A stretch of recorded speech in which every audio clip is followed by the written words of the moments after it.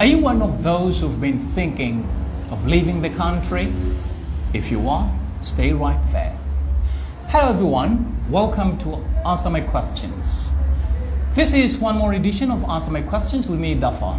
My guest for today's edition is Emmanuel Lumbu, who is Canadian, born to an Angolan mother and Canadian, yes?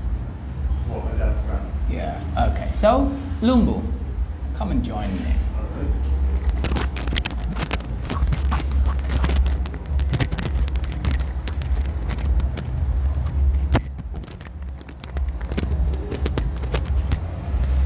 Boinaichi Genchi. How did you say that? What did you say? Boinaichi Genchi. The good evening, people. I hope I said that That's right. Brazilian, man. Oh, okay, my bad. Brazilian Portuguese. Okay, what would be the proper golden way? Boa noite, pessoal. Boa noite, pessoal. Yes, because if you say boa noite, gente, Brazilian, usually te it sounds ch, gente. Okay. But yeah. for us it's t. And gente, olá gente, it's not very common.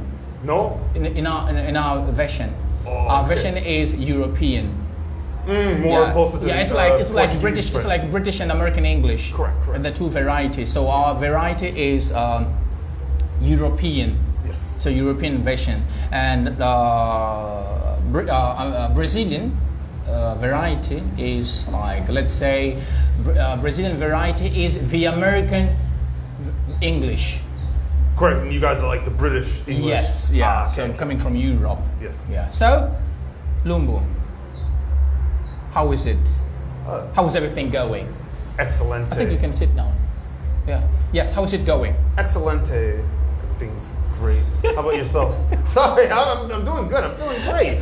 I heard excelente. I know that's more Spanish. Yeah. My bad. My apologies. No, it's okay. It's okay. I can. I've got a friend. Not only a Facebook friend. We were together yesterday, and I think he also likes this kind of mix not Brazilian, Spanish and English. Yes. Yeah. Do you also use it? A little bit. Are you a fan of it? A little bit. I'll mix it up here and there because I have some Spanish friends, so that's how I kind of pick it up. So Angolan and half Ghanaian. Yes, sir. What is it like? What's it like? What is it like? Oh, it's interesting. Like, I mean, growing up, I got to try both cultures of the food. I mean, I can give you the pros and cons. Sal is in against the Sal. Oh, my prima. Yeah, your prima. Hey, what's going on, Sal? I know I probably said your name wrong. Do not kill me. Yes. But yeah, no. Pros. I got to experience both cultures, like I said. The food, a little bit of the language. The cons, and I haven't met so much Angolans in Canada growing up, but like when I'd hang out with the Ghanaians in my community, they wouldn't really accept me. They'd kind of treat me like, you know the term like half caste? I guess that's someone who's like biracial. I've heard that term, like, I guess used within Africa. They'd always say, oh, but you know, you're not fully Ghanaian, you're not really one of us, you're only half, or they'd make me make a choice, like, oh, align yourself with Ghanaian or Angolan. I'm like, no, I can't do that. Like, I embrace both cultures. But now, like, I get mad, get in fights about it, but nowadays I'm older, I don't care, I still embrace it 100% all the way. Okay. So, who is Lumbu? Lumbu. Yes. Can you tell us a little bit about you? Oh, absolutely. Very spontaneous, happy-go-lucky guy. Like to have fun. Okay. Sometimes I could be misunderstood, but that's just the way I am. Like, I'm a loving, caring person, show love to everyone. Why are you sometimes misunderstood? What have you been doing so as to be misunderstood? Well, for me, granted, because growing up, I was always the type of guy to always, I don't want to say like backtalk, but if something wasn't right, I'd always speak my mind. Yes. And with African parents, like growing up, like they'd always like when I'd always like say my opinion, they'd look at it, oh, you're back talking now, like back at, and it's not even the case. I'd be respectful, and I'm still kind of like that to this day. Okay. I know it kind of might get me in trouble, but I learned how to be more diplomatic about it. That's good. What kind of child were you? Oh, I was a very interesting child. Yeah. Very interesting. Oh man, I wasn't like a straight A student, but at the same time, when it came to school, I always knew I'm like, this is not for me. Like when I'm learning, like for example, like science or social studies, I know I'm not gonna use that outside of school. Like I was more into like math, English, gym. That was my type of things I was interested in. Okay, that's good. Were you, as a child, were you extrovert or introvert? Oh, introvert. Still introvert to this day. I just mastered the art of being an extrovert. Like most introverts, you guys know what it is. Look at the way that in case is looking at you. I think most introverts, for the most part, yeah. once they get good, they can master the art of being an extrovert. Yes. More so if they're around the people who they're comfortable with. Like that's like me. If I'm around someone that I'm comfortable, I know you, I'll be a total extrovert. Okay. But if I don't know you and I'm not really comfortable, I just sit back and observe the whole scene. Okay. Is there anything you did as a child, and if you could go back in time, you wouldn't do? Actually, probably not, because everything was experienced like that made me the man who I am today. Probably the only thing I would say is maybe the back talk part a little bit, like what my parents like perceived to me back talking, like when I'd always say my opinion. But everything else, no. Like this made me who I am today. I wouldn't change it. Okay, that's good. So are you happy with your childhood? Oh, absolutely, absolutely. Like I've had a good childhood. Okay. How did you get to know about your mother relatives? Really, to tell you the truth, if you want me to go in more depth about it, I could. I don't know if we have the time for it, but unfortunately, like my mom, she'd always tell me about like where she's from and whatnot. And then when she passed away 9 years ago, my uncle, who's in Brazil, Cipriano, he was one of the first relatives to contact me back in 2014. So from there, we'd contact for a couple years, and then from there, other family members would reach out. The first one to reach out for me out here was my prima, Nadine. Okay. And then shortly after, I had my aunt, her mom, my aunt, Mapasa, and then she introduced me to my two cousins, or my cousin Kenzie, and then prima Sal.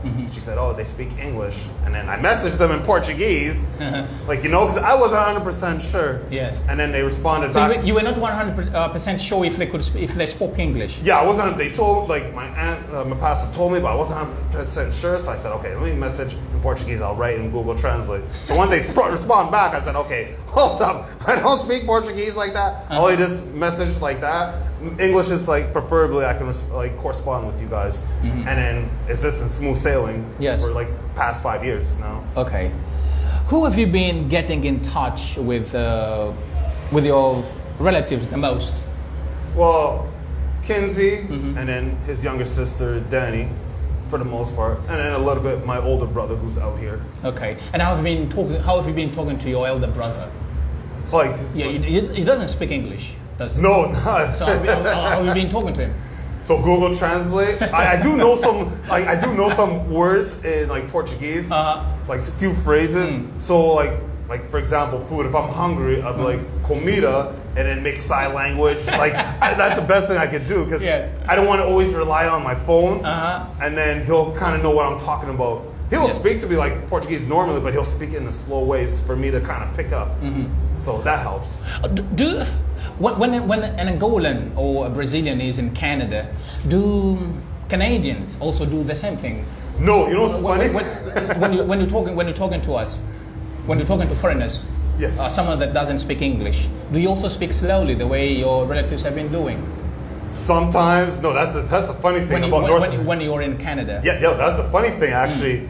North Americans don't have as much patience like you guys do. That's what I found it. Even in Brazil, Yes. the people have more patience. They'll like teach you. Canadians, for the most part, depending on the individual, if you don't really speak it and like they're trying to teach you, they're like, oh, fuck this shit, whatever, and so they'll get frustrated. They don't care. Not as much. It depends on the individual. Okay. Me, I'm like, if someone that doesn't really speak English well, I'll try to work with them and stuff. Maybe speak slower or whatever phrases they know, I'll work with them that way. But Okay. the average, not so much. Okay. Good. Thank you. What about Nkezi? How did you... No.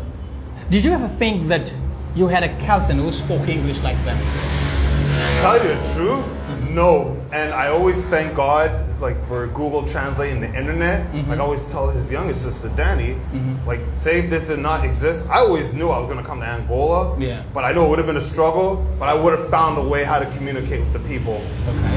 But I really did not know, but it's been icing on the cake, so it's been a blessing, so it works. Okay. Let's go to Canada. Yes, sir. What do young people often do in Canada in their leisure time? It depends on the individual. Some play sports, like summertime. Like for me, example, I like to like maybe go work out. I live in Alberta, Calgary, Alberta. The city is Calgary, and in Alberta, we have a lot of mountains. So during like free time, I might like go with a couple buddies and say, hey, let's go explore the mountains. Let's like go take a hike. Okay. That's what, and for the most part, people in my province, they like to go camping every long weekend or so. And what about you? Do you also go with them? No, I don't do camping. I've done it before. Okay. What was it like? It was not bad, but I will say you have to go with the right people, like people who you're comfortable with. It's not. I would not do it in the winter. Hell no. Why not? It's cold. Hell no. And are there any people that often go camping even in winter? Oh, all year round. Really? Hell yeah. Camping is like you have some campers that like bring out like their camp tents, the whole 9 yards. Some maybe camp in like cabins. Those are the ones that camp in cabins. Yes. The ones that camp in tents, they're like, oh no, you're not a real camper. Like, no, you're not one of us. There's levels to this. Okay.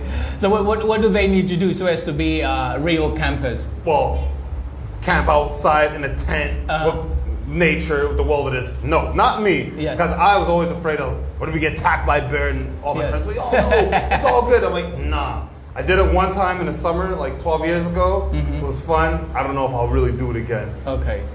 Okay, that's good. Let me just, there are 5 people, I can see 5 people. Could you help us share this live so as to reach more people? What is he drinking? Oh, what am I drinking? No, what are you drinking? Because I can see here, what is he drinking? A friend called Cashot has asked you what you're drinking. Oh, I'm drinking Kuka. Did I say the name right? Yeah. Oh, well, yeah, it's Kuka. Yeah. Hell yeah. Cashot is drinking Kuka. Cashot is, he's been here. He's already been interviewed. Nice. He likes American English. Oh, okay. Black English. Yeah, yes. Do you speak Black English? Oh, of course. Really? Hell yeah. Oh, when did you learn it?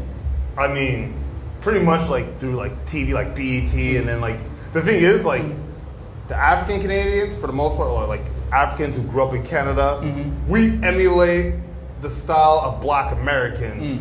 Or if there's any like Black Americans who are living in Canada, we follow them because they set the trend for the most part. Basketball. Oh yes. Can you play basketball? Oh hell yeah. How good are you? I mean, I wasn't no like athlete star, but I was decent. Like I was great on defense. Okay. I was a small forward, power forward. And who's your favorite player? NBA player growing up was like Kobe Bryant and Tracy McGrady. What about now? Now, because I watch LeBron James. I don't mind LeBron James, but I will not say he's the GOAT. Okay. Because I watched Kobe growing up. And who's the GOAT then? For me, it'd be Kobe Bryant. I would say Michael Jordan, but I was too young to watch Michael Jordan at that time. So you can't say that Jordan's the the GOAT. The GOAT is Michael Jordan. You Oh, can't say that. GOAT is Jordan. Oh, no doubt and stuff. Yeah. But to me, maybe my generation would be like Kobe. Okay. But Jordan's all-time GOAT. Okay. So Jordan is the greatest. Oh, absolutely. I'll give him his And props. from your generation, you should say Brian. Yeah, Kobe Bryant. And today's generation? Maybe it might be, I want to say maybe LeBron James, maybe Steph Curry. Yeah. Do you like Steph Curry? Oh, I like him. Oh, I like him. Okay. They were defeated, I think 2 days ago. Have you been watching basketball? No, because of the time difference. So I just catch the highlights, or I get my brother to tell me what happened. Oh, okay. And don't you see the highlights on YouTube? Yes, that's how I watch it. But I mean, I've been having so much fun out here. I haven't been focusing on sports. So for the most part, my brother every couple days like, hey, this is who won, and this is how the standings are. I'm like, okay, cool. And then maybe catch the highlights just before I go to bed. Okay. It's scientifically proven that people tend to be less shy when they're stimulated by an alcoholic. Oh no, I ain't drunk. Yeah, hell no. No, you should see me when I'm drunk. I'll give you a show. Are you drunk? Hell no. That's just me. Oh no. All right. Do you often? You've been here for 2 weeks, right? This will be week 3, going on 3 weeks. Okay. So we've just Friday will be 3 weeks for me. We've just started the 3rd week. Yes, sir. Oh, okay. Do you often go out with your friends here? Do you have any friends? I mean, I've been like hanging out with like my cousins for the most part, and my brother. So I haven't been really out. I mean, the only friend I've been hanging out with the woman who manages the apartment I've been at. Sal said that he really likes Kuka. Hell no. That's what Sal said. Oh yeah, I definitely like it. I know. I'm trying to read the comments, and she likes Aka, if I'm not mistaken. Oh, does she drink? I don't know. No, she does. She does. We had this conversation. Sal. If she tries to deny it, I trust you told me this. I don't mean to put your business out there. Can you comment, Sal? Do you really drink Eka? You said Eka, yeah? Yes. She loves Eka. Yeah. Really? She don't like Kuka. Have you ever been? I never witnessed or watched her drink it, but I know because we were talking about it. Because I offered her a beer. So that must be fake news. Yeah. Because you're not sure. She admitted it to me. But has she ever sent you a picture? No, I never witnessed her drink because I did offer her like beers, but she's like, oh no, I don't drink Kuka, Aka. And that time I never tried Aka, Yes. and then she recommended. Okay. Oh. She recommended Aka? Like she recommended like Aka. Really? This was like maybe, I want to say, was it week 1? Like, it's out here watching this. Yeah. Correct me if I'm wrong. She is. Yeah. She's watching it. Yeah. Because I did mention, I'm like, oh, you're one of those high class girls, huh? You drink wine. Yeah. She's, oh, no, I drink Aka. I'm like, oh, okay. All right. No offense. All right. Angola. Yes, sir. Tell me about it. Oh, it's been beautiful. The hospitality has been great. Yeah. I feel welcome. I have not much complaints. I mean, maybe the heat, I underestimated that. It is not like Canadian heat. Holy smokes. Jeez Louise. Yeah. It's like the humidity. And me growing up at like where I live, it's all mountains. It's really dry for the most part. And our summers are short. But hey, I'd rather take sweating and stuff than wearing like boots and jackets being in the cold. Okay. What were your expectations before coming to Angola? My expectations, Yeah. tell you the truth, because living in Canada, like what we hear about, because we don't hear too much about Angola. They do like Africa per se. Yeah.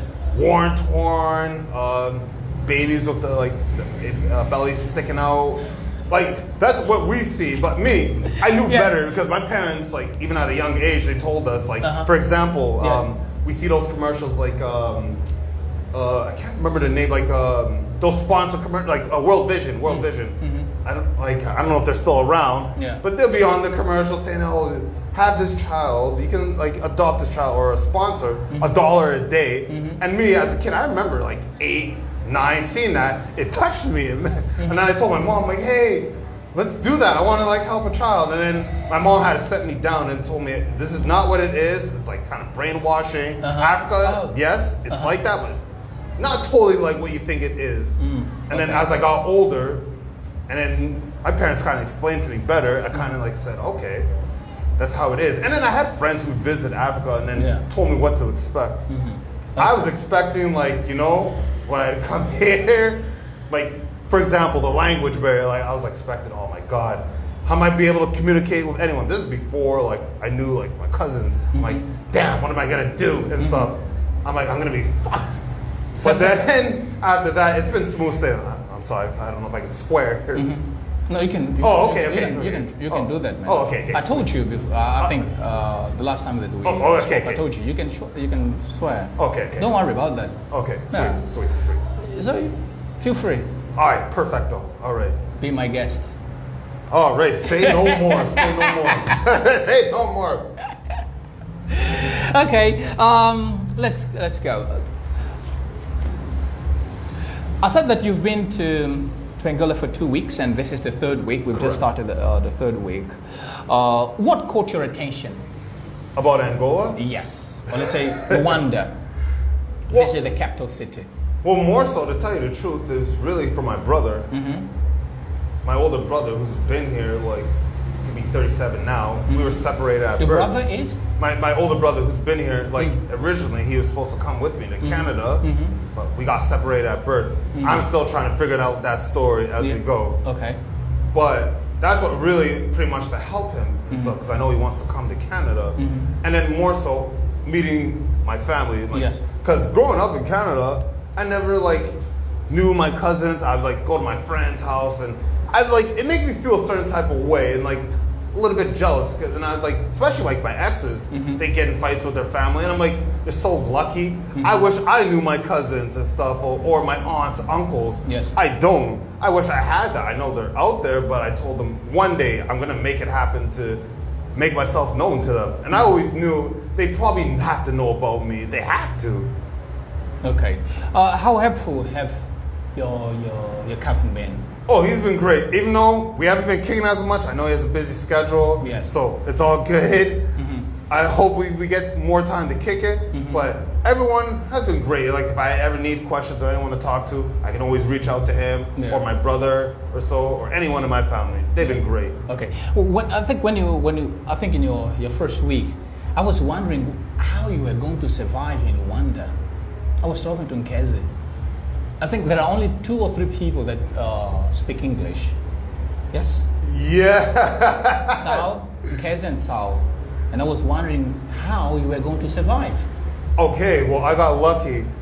The woman who's managing the apartment, I mean, I'll be honest, the same woman who I've been seeing right now, she's been helpful. She speaks English.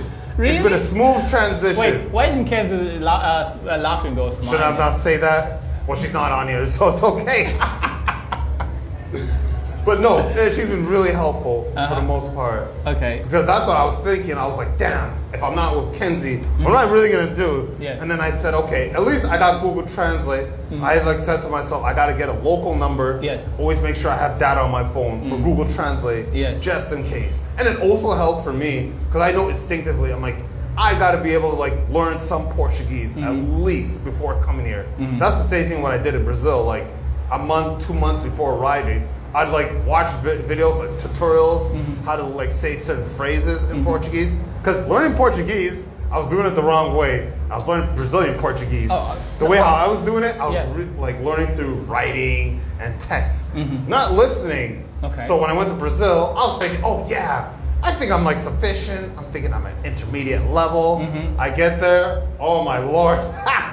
Because I didn't hear the words, like certain words, like English, remedy, I'd be like, oh yeah, remedio, but I think you guys say remedio. Yes, remedy. Yes. That messed me up. And then Brazilians, their Portuguese is so fast, like, muito rapido. Jeez, like, please. How remedy, you used to say? Like, so remedy, English, and then I've been saying it like remedio, because the way how I want to pronounce it, like I want to say it like in English. Yes. But you guys say it differently. Yeah, remedio. And money. Yes. Money, how would you say money in Portuguese? Man, I would assume just money? No, money. Oh, money? Yes. Isn't it dinero? Dinero? In Uh, Portuguese, if I'm not mistaken, dinero? Dinheiro. Oh, it's not dinero?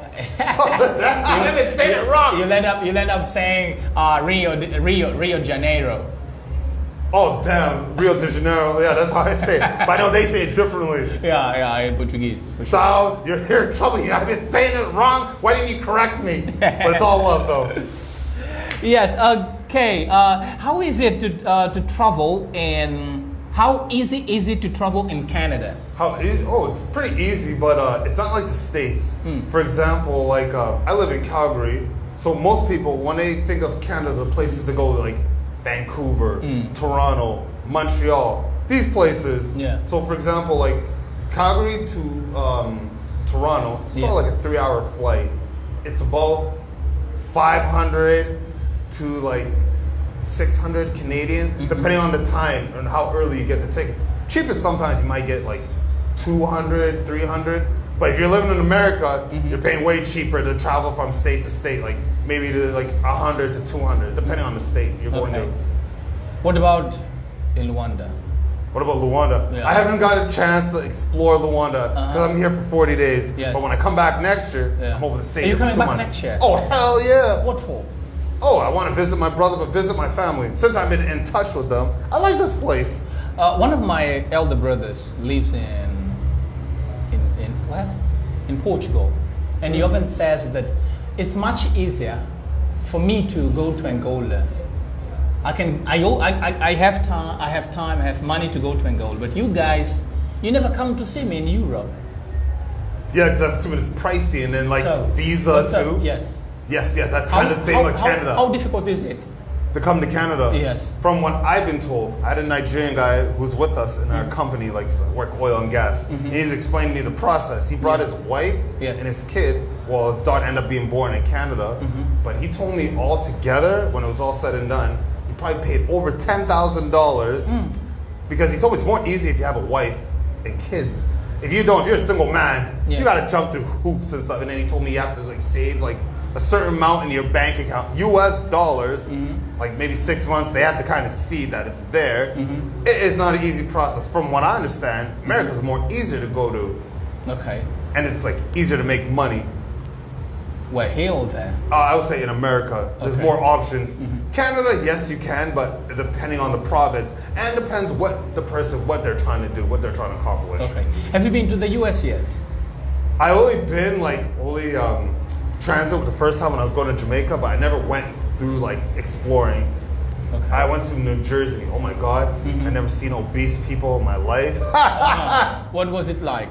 It was different. I was sitting there like staring, breaking my neck. I'm like, geez, because Canada, we don't see that. We don't have much obese people. Yes. There's a lot of obese people. I'm sorry, but I'm just being honest. Yeah, and they're free.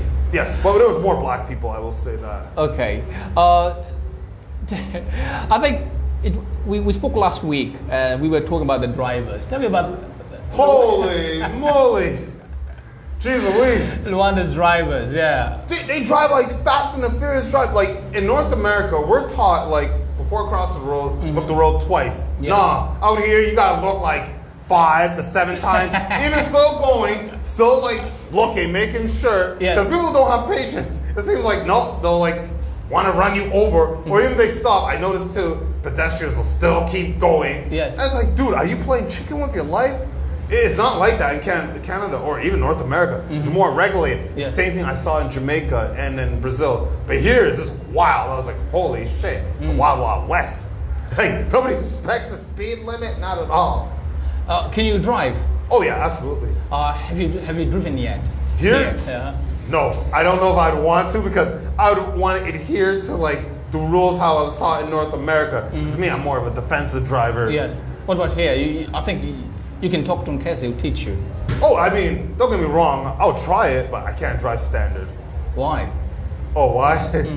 Because I grew up learning automatic. I can drive standard, but my problem's stalling. I feel like here, like even Brazil, I saw like more people driving standard. I feel like once you leave North America, standard's like the thing what you guys are taught.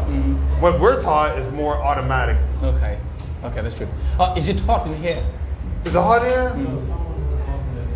I think it was the wrong door. Is it hot? Oh, it's not too bad, but... No, because someone said that it's hot. Oh. I think they said that you're... Oh, they probably say that's why. No, I'm good. I'm good. Okay, that's good. The man is hot. The man is hot, speaks naturally. Someone said. This is José Espanol. Said that the man is hot, speaks naturally. Okay, yes, he said that you're hot, but actually it's not talking about the weather. It's talking about, okay, like yeah. Is it a man or? Yeah. Like, the way is that attractive? Like, yeah, the way you're speaking naturally. Oh. But what can you expect from a native? Yeah, like honestly. Someone who lives in Canada. No, that's just the way how I speak. Honestly, yes. So, but I mean, in a professional setting, like if I was at work or so, like an office setting, I would not speak like this. How would you speak? Oh, I'd be like, oh, yes, sir. Like, how's it going? Like, how can I help you? This sounds like a good idea. I feel like we should implement this. I keep it professional. Hey, most blacks, we're bilingual. We know how to speak with each other, and we have the professional type of lingo. You guys know what I'm talking about. Yes, sir. Can you repeat that? Oh, what I just said? Yeah, professionally. Oh, yeah. Absolutely. Oh, yes, sir. How can I help with this? Oh, that sounds like a good idea. Next time we should implement that. I like that. I like that concept. No, I didn't mean to bother you. Like when I'm like at work, okay, for example, because I do blue collar type of work. So when we're out in the field, I can talk however. But when we're in the office with the big bosses and so like talking about like how our day went, I can't speak freely how the way I can. I can't be like, hey, yeah, what's going on, sir? Or so like this motherfucker, like no, I gotta keep it professional. Yeah, it's like that. Because I don't want them looking at me like, oh, this ghetto thug, like, cause that's what my parents always told me as a kid, like being African, because they always taught me you don't want to be like in life, like especially like you being dark skinned, don't be like that ghetto like hood type of guy, because I never heard my parents speak like that, and they taught me like you'll get more farther in life, and I always adhere to that, more so when I'm around my friends or so, like talk like the ghetto or black American per se, but I know how to switch it up. Oh, that's good. So I think your parents did a very nice job. Oh, absolutely. Yeah, because they taught you how to behave when you are among your friends and when you are in those business setting. Yes. Yeah. So as to, but is it bad if you let's say if they look at you as a ghetto boy?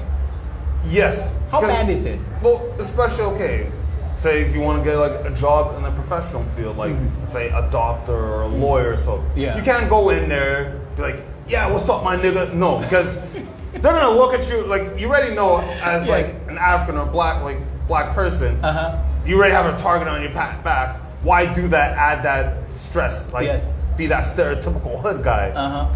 And me, I know that's not gonna get me far in life. Yes. And I always want like the respect and like be treated like a man. Don't treat me like a fucking nigga. Yes. So you're not a fucking nigga. Yes. Yes. Have you ever been called as a called as a nigga? Oh yeah, absolutely. Absolutely. How did you feel? Actually, who called you? Oh, who called me? Yeah, actually? who called you a nigga? Oh, I can remember the first time being called that, actually. So I lived in Halifax, Nova Scotia, 10 years. The first time I ever heard nigga when I was 7, because Halifax, Nova Scotia is more liberal. Yes. And then Alberta is more conservative.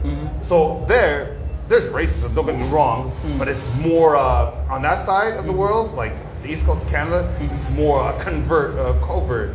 They're not going to be out open about it. They might disguise it through jokes or so. Yes. So when I heard it as a kid, I remember I was 7. I had a white friend. We were like play fighting. I ended up hurting him, and he got mad. He's like, "You fucking nigger!" And then me, I had a hard I couldn't like comprehend, so I called him back like nigger. And then I had another friend, this white girl. Yes. She got mad at the friend, like, "Oh, why you calling them that?" And then she explained like, you can't call them that and stuff, because that was when I kind of got a woke up call, like, hey, you're different from all these people and stuff. Because I always knew I looked different, the skin color, but that kind of woke me up like, oh, we're not all the same. That's like my first wake up call. And then I moved to Calgary, Alberta, 2001 when I was 11. I never experienced racism like overt to your face when I moved out there. Yes. Because during that time, there wasn't a lot of like black people, like Africans per se. If there was very little. There was like South Sudanese, or you had biracials or Somalis. So when they didn't really see a lot of us. So And Africans that time, they were kind of looked down upon. If you were African, they were like, oh, ew, and stuff, like, get away from me. They rather like you being like, say, somewhere from Jamaica or so, that's more acceptable to them. But me, I didn't care. I always embraced it. So that's why I kind of got into fights about that. Because me, I didn't play that. I'm like, hey, you called me a fucking nigger. I'm like, oh, hell no, we're fighting. But nowadays, like, since I'm older, I know instinctively, I'm going to always hear that word for the rest of my life. People can call me that directly. You can call me that nowadays, you're not going to bother me because me, I got too much to lose. And because I have a bigger mission. Like, hey, you're not going to get me mad, trick me out of my position to make me throw out everything what I worked hard for. No. Okay. How do you deal with racism in Canada? Like, even like through my youth. Yeah. It was like mostly like fighting. Like,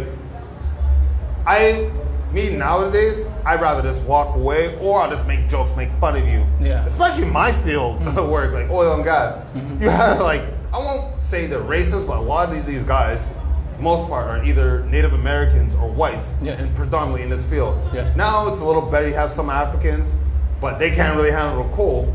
But a lot of them, they're not really used to growing up black people. The only time they see black is like TV, and that's the perception of us. They never had like that black friend that showed them, hey, we're not all the same or so.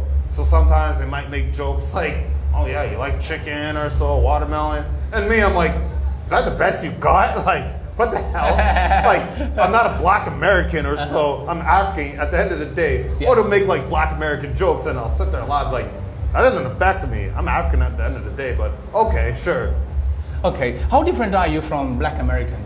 Oh, how different, like, totally different because granted, Canada, we don't have too much. Our version is like black Canadians or African Canadians. And there's a lot of them in Nova Scotia. They're kind of like the same, but I feel like even growing up with them as a kid, they never like, they wouldn't want you calling them African per se. They're like, oh, I'm not African. I've been here for generations. But now I feel like it's changed, like especially with our generation. Now some of them are acknowledging, like, okay, I might be from Africa, like West Coast Africa, but I can't really track my lineage. And then you have some that say, hey, I'm not African. I've been here for years or so. Fair enough. Okay. Do you feel more as Angolan or Ghanaian? I don't know. It's hard to say because me, I feel like since being here, I'm more in touch with my Angolan side, but I always still rep for my Ghana side. If I go to Ghana, maybe it might be different, but it's like I can't like put one parent over the other because I'm always going to embrace it. Even especially, okay, if I have a child now with an Angolan woman, that child, I always tell them, hey, my dad was Ghana. I'll tell them about the culture and then like how I grew up with. And then I'll give them the choice, whatever they want to pick. But always acknowledge, hey, you do have a grandparent that was Ghana. And I would even like take them to Ghana. But that's different from us here. Yeah, because you are in Congo. I was born in Congo, yes. No, you are in Congo. In Congo is the singular of, there's a kingdom. Oh yes, because it's all one, yes. So one person is in Congo, two people by Congo. Oh, okay. Now, if we look at our tradition, we could say you belong to your mother's kingdom, not your father. Fair enough. But growing up, I've always heard this from other Africans. I don't know, like if it depends on the kingdom. It depends on where you come from. If you come from like Central Africa, I think, because Congo Kingdom. Yes, in Kezi, that's Central Africa, the DRC. The DRC, because Congo Kingdom. You find Angola, the DRC, and Congo. And so Gabon too. 3 or 4 countries. Now, for us, mothers had more power. Let's say women had more power than men. That's funny. Growing up, and when I was in Canada, like other Ghanaians, because since my dad's from Ghana, I was told the opposite. Like if I was like a woman, they would say you'd have to follow your mom's side. But me, I never adhered to that. I was like, this is a bullshit. Like, I love my parents the same. Yeah. You're not gonna make me choose one side. Screw that shit. Hell no. Okay. Like, I embrace both cultures. Yes, so. yeah. So how good is it? Then you must say, I think you might have answered this question. How good is it when you are raised maybe by two different cultures? Well, growing up as a kid, Yeah. it was a bit confusing at times because, like, okay, when I'm around like whites, like, because some whites, they don't, when they think of Africa, they think of a few countries, Egypt, Kenya, Africa. South Africa. Or if you tell them where Angola, they don't know. Even I have some friends like that, they don't even know where Angola is. Oh, but by the way, did you know that there's a prison in the US called Angola? Yes, I think Louisiana. I don't know what state it is, but there's like it's named Angola. Yes. I believe it's Louisiana. And some people have been saying, I want to go to that prison. Who wants to go there? That's just a way of living the country. Oh, jeez, Louis. But if I'm not mistaken, it's Louisiana. Somebody in the comments can like correct us or look that up, please. Yeah, where the prison is. Okay. Have you ever thought of moving to Angola? Oh, I Or definitely to considered Ghana? it. Oh, hell yeah. Why? Because I feel like more at peace, more at home. Like, compared to Canada. Like, Canada, I'm working hard, struggling. I don't have time for myself, like, ever to like, sit back with friends and Ken's chill. laughing, man. Like, honestly. Why is he laughing? No. Why is he laughing? No. Honestly, okay, I'll say this first. They say that those Africans that are abroad, let's say in Europe,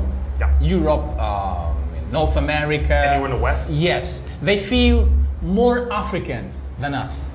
No. Like you, I because don't feel more at no. no, you feel more African because you want to come back home. Oh, okay, So you yeah. feel comfortable. Oh, absolutely. Hell yeah. But I want to leave. I want to move. I want to live in Angola. I want to go to Europe. I want to go to North America, because I feel like being in Angola, life is really crazy. It's expensive. Corruption. Oh, let me answer that. I'll say that. Okay. For example, there's corruption in Canada. You know what's funny? Canadians are too ignorant. They kind of feel like, oh, the government wouldn't do that. There's corruption, but at least the government hides it. Here, it's right in your face. The people know, okay, there's corruption. But Canada, oh yes, absolutely, there's corruption. Is that corruption? Oh, absolutely. But Canadians, they act like, you know, no, the government wouldn't do that to us. There's very few Canadians who know what's going on. Yes. But some, they don't want to really talk about it. But I feel like here, I'm more at home, I'm more at peace. Even though, yeah, there's good and bad. Don't get me wrong, it's not all peaches and roses. Yes. But I'll take the good for bad. Like, Okay. So if you were to come here, what would you do? from my experience, okay, if I wanted to move here permanently, my way of making money, I would learn cybersecurity. Well, learn that in Canada, learn cybersecurity, coding, and I'd want to teach English. You want to teach English? Yeah. That's what I want to do in my long term. Why? Why do you want to teach English? I feel like, because me, I like to help people. Yeah. And when I was in Brazil, they need English teachers, especially if you were like born in the West. Yeah. And I know I could get English, like I could teach English easy, I could find a job. Even though I'd be getting paid, like let's say, their salary, but that wouldn't be my main source of income because I grew up in Canada, a capitalist country. Yeah. So I have ideas how to make money at the same time. I'd probably make a YouTube channel talking about my experience, documenting my life. Because if my goal is, if I'm living overseas, if I can make 3 streams of income, especially if I'm getting paid like US dollars or Canadian dollars, that puts me in a whole different type of class from the locals. Yeah. All right. Tell us about your experience in Brazil. Oh. How long were you there? I mean, I was there for 11 days in Rio de Janeiro. What was it like? Oh, it was amazing. But I felt like I didn't get enough time to do everything. I at least got to see the Christ statue. Yes, I saw it. Oh, it was amazing. It is more bigger in person. Really? Oh, hell yeah. Actually, I don't know if I can say this story, but when I went to Brazil, so during that time, this is like COVID, like kind of like the height of it. Yeah. This is like the tail end of... When was it? The tail end of 2021. So I was there like mid-September. So 2 years ago. Yes, yes. So I'm there. Before I come to Brazil, like a month, my uncle's like, oh, you should get the COVID shot, blah, blah, blah. I'm like, I don't need a COVID shot. I already got COVID. I'm fine. I got the antibodies. What are you talking about? And then he kind of like was suggesting because they're gonna change the rules for tourist sites. I'm like, man, I'm good. Whatever. Forget that shit. Yeah. So when we get there, Yes. this is probably day 4 being there. Yes. We go. All right, getting there. I'm like, okay, so excited. My uncle's like, hey, did you get your COVID shot? I'm like, no, you already know. And then he's kind of stressed, like, oh my God. So he's like, try to get in contact with my brother. Louisiana. Yeah. Okay, I knew it was. Bengala Philip. Okay, I knew it was in that state, Louisiana, if I'm not mistaken. Yeah, it is. Okay, perfecto. Yeah. So we go there. As we get there, I showed him my PCR test. And then the person who's reading it, they couldn't read English, so they had to get an English, someone who could read English. They looked at it, like, hey, we don't need your PCR test. We just need like your, like the proof that you actually got the COVID shot. You don't have to be fully vaccinated. We just need proof. So my uncle like pulled him to the side. Hey, you need to call your brother real quick. Get him to send you the COVID card and all that because they will not let you in. I'm like, oh shit. So I called my brother. I'm like, hey, send me a picture of like your vaccine card. So he did that. And all they wanted to see is just like, okay, how many shots I had. Just look, okay, boom. And then my uncle was there. He was like telling me, he's like, yeah, because they had this rule. You had to be vaccinated to go like some of these tourist destinations. But now that's gone. But I was like, this is some bullshit. Yeah. And then I was like, if I would have known, I would have got a fake one. Hey, to the audience, I do not recommend it. This is not the views of David. This is just me. Me, Mr. Emmanuel Lumbu, or Manny. Okay? Yeah. Okay. Now, you were there for 11 days, yes? Yes, sir. Yes, sir. How good was it? It was amazing. When did you go? Could you tell us where you went? So I went to see the Christ statue, went to the mall, and then I went to the favela. How would you say that, the Christ statue? Holy smokes. I think it's that time, right? It wasn't How would you busy. say that in Portuguese? Oh, Cristo Redeemer? Something, Cristo Rei. Cristo Rey? Oh, if you say Cristo Rey, you're using English sounds. So you speak in Portuguese, but using English like pronunciation. Ah, okay. Pronunciation. Okay, sweet. So that should be. Cristo. That should be Cristo Redentor. Cristo Redentor. Yeah. I don't know. I probably butchered that, but forgive me, y'all. Yes, go ahead. But yeah, and then the only site that I missed was in English. It's called the Sugarloaf Mountain. I'm not sure how you would say it in Portuguese. That day it was raining or so. And then I also got to go like the club scene because where I was staying in Lapa. That's like the downtown. I was close to Central. You had all clubs, everything. Yes. Oh, it was not like Canada. Like music, especially from Thursday to Sunday. And me, I don't care. But if you're like one of those like people that like peace and quiet, don't stay in Lapa. You won't have a good time. You'll probably like, God damn it, I can't sleep. All this music. But there was so much more I wish I got to see. But when I hopefully go back, I'm probably hoping at the end of this year, if everything goes right. Okay. Who usually pays your trips? Oh, I pay. I go by myself. I've never, tell you the truth, I've never went group travel. I've always went solo dolo. Really? Yes. The reason why how'd you manage that? Because, okay, like for this trip or like the first time? Both. Okay, so first time when I went to Jamaica, why I went to Jamaica, I had a friend who lived out there. Oh, look at this. It's in Portuguese. It's in Portuguese. Workshop, how to live in Angola. Oh, okay. Yeah, it's a workshop. How much is it? It's 1,000 kwanzas. 1,000 kwan. That's nothing to me, like Canadian dollars. Yes.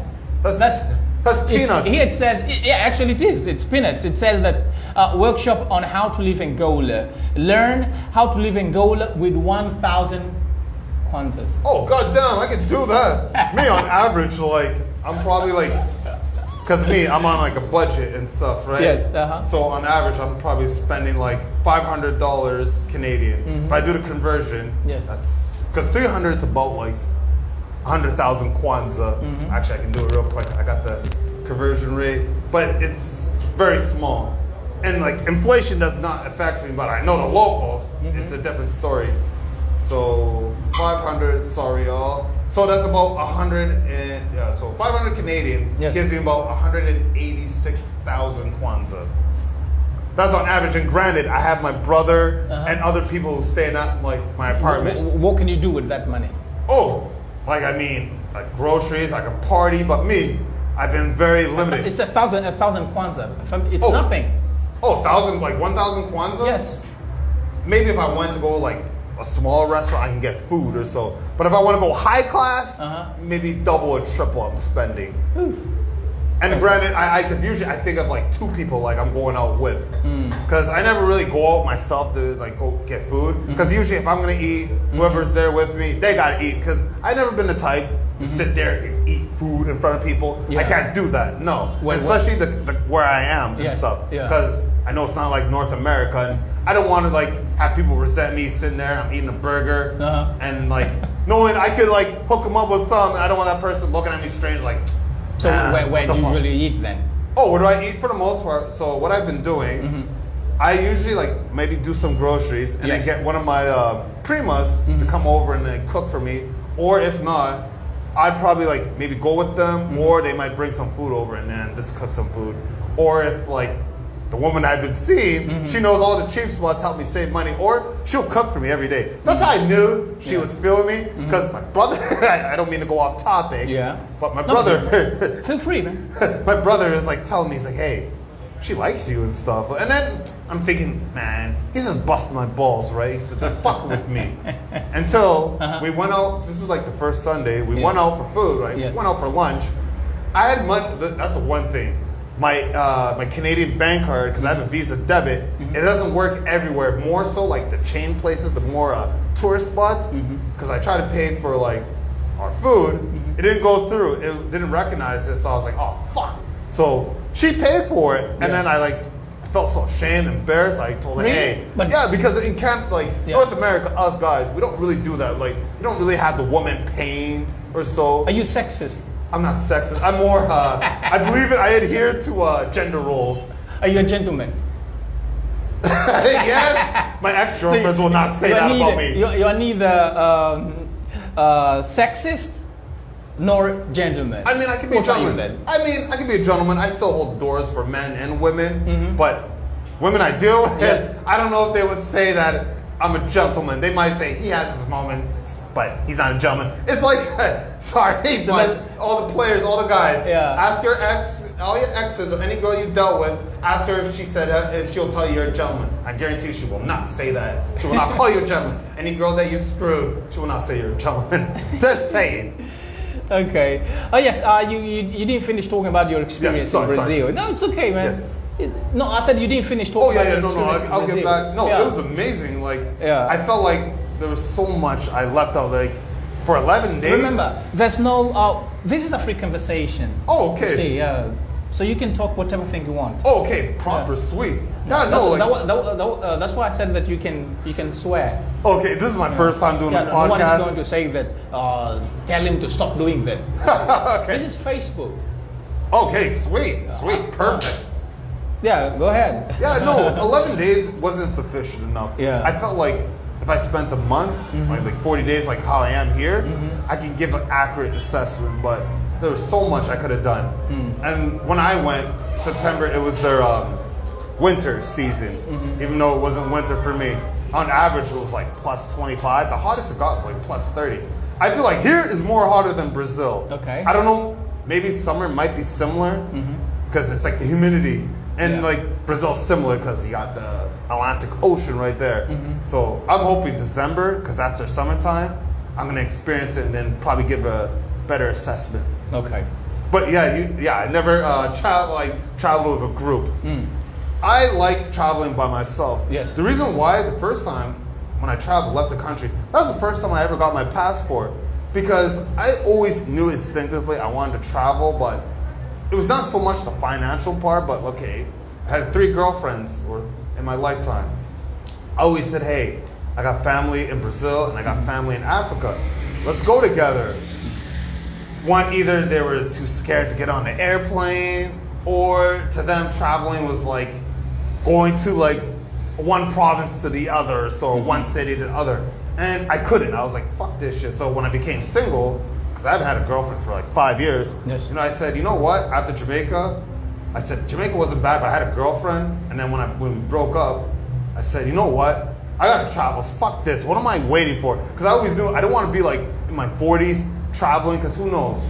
I might have a wife or kids, but then I knew instinctively, I'm like, I'm not gonna get married in Canada or have kids. I avoided teenage pregnancy for a reason. Because I feel like even if I would have traveled in my 40s, yeah, sure, I would have had fun. But it would have been the fun I would have, let's say, in my early 30s or 20s, you know what I mean? I wouldn't because now I kind of want to hey, check out the bars or clubs. My 40s, I'm not going to really want to do that, go to the club scene so much. No? Because I kind of feel like I'll be grown. I'll check it out here and there, but I kind of feel like I'm grown, I'm mature for that. Okay, good. Did you go to the beach? Tell us the beaches in Brazil. Oh yeah, the beach. I mean, I can't swim. You can't swim? No. But it was warm. Do you need some lessons? Do you need some lessons? Oh, I do. Well, but for me, can you swim? For me, I learned how to swim when I was a kid, but when I was 5, I nearly drowned. Yes. So I've had this fear ever since of water, like going in the ocean. I said, fuck that, no. Because I feel like if I go in the ocean, I'll fucking panic. I'm like, oh, I'm sinking. But most people tell me, it's like, you gotta move your feet like you're riding a bicycle. I'm like, nah, that ain't it for me. No. You didn't try that? I mean, maybe in the shallow end, don't get me wrong, I'll put my feet in. What about swimming pool?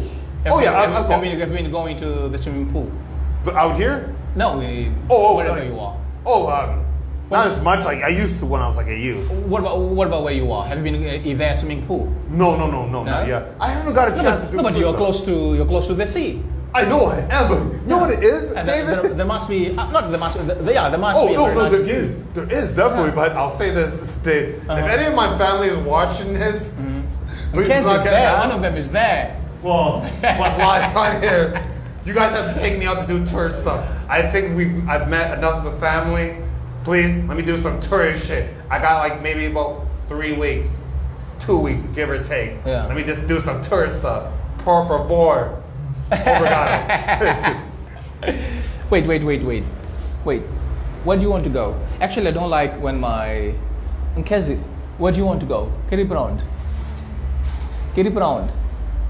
Just a second. Carry on. Oh, no worries. Carry on. Que bolacha. Carry on. You know, I don't like posting my kids on Facebook. Oh no, I feel you. If I had kids, I wouldn't do the same. I keep that private. That's with my girlfriends. Yeah, that's why I'm asking where he wants to go. Queres ir onde, filho? Que bolacha? Queres ir onde? Água? Sumo? Queres ir onde? Queres sair?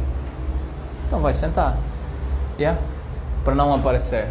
But yes? I do want to touch on the traveling, solo part, and any of the viewers. When we travel, black men, it's a different experience. Then, do you have games there?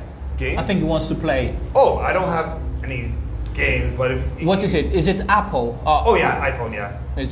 It's an iPhone. Yeah, I don't have no games for Toma. YouTube. He wants to play, and I'm using this phone. Oh. Because whenever he's here, I often use the laptop. Yeah. When I'm using the laptop, he used the mobile phone. Oh man, and these kids are so lucky. Growing up, we didn't have that. We played outside. Now these kids got iPads, all these gadgets. Oh man. I think there's pros and cons to that. Yeah, and he's been after me for ages, asking for an iPad or a tablet. Daddy, come on! When I buy my tablet, I didn't have that. Look at my friend. His dad has already bought his tablet. What about me? You know, where we had it growing up, we had PlayStation, and I used to complain about getting the newest thing. My parents were like, no.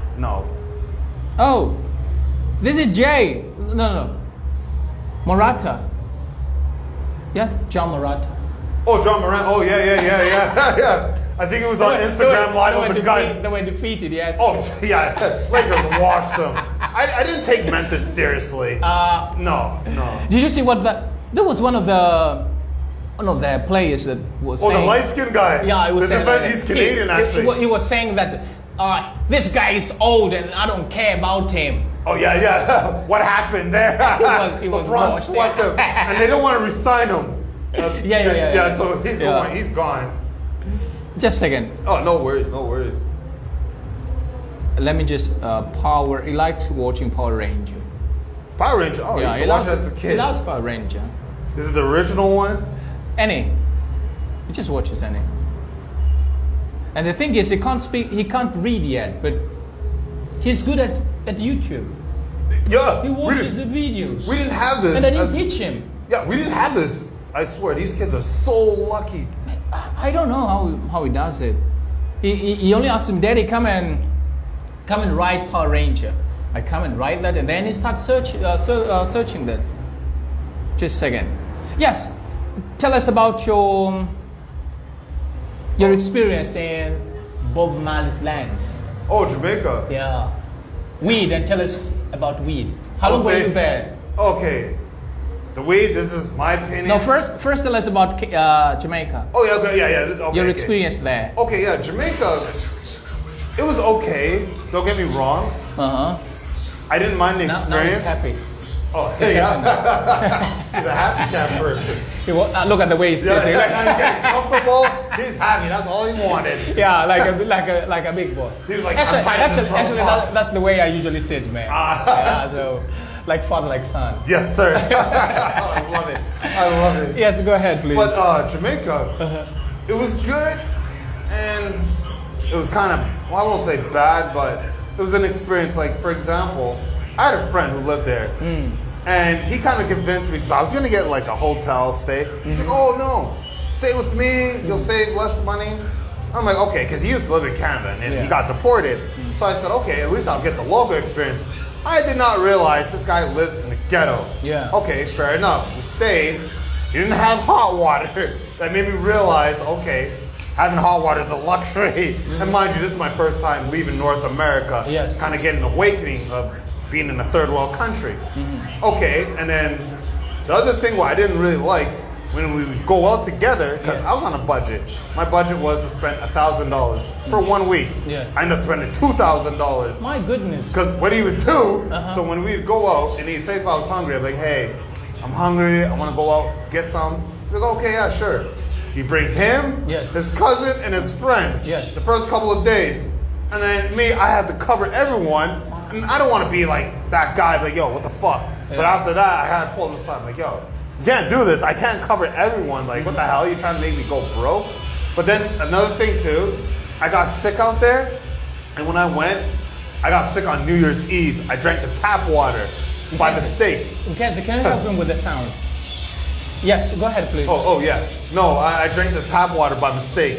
But what happened was, we went to a KFC, and mind you, the first couple of days, I'm drinking like sodas, juice, and then my buddy's like, hey, you need to drink some water here. Yeah. So I said, okay, yeah, he's right. So when we went out to KFC, we went to one of those like, you know those like pop machines that disperse pops and all that?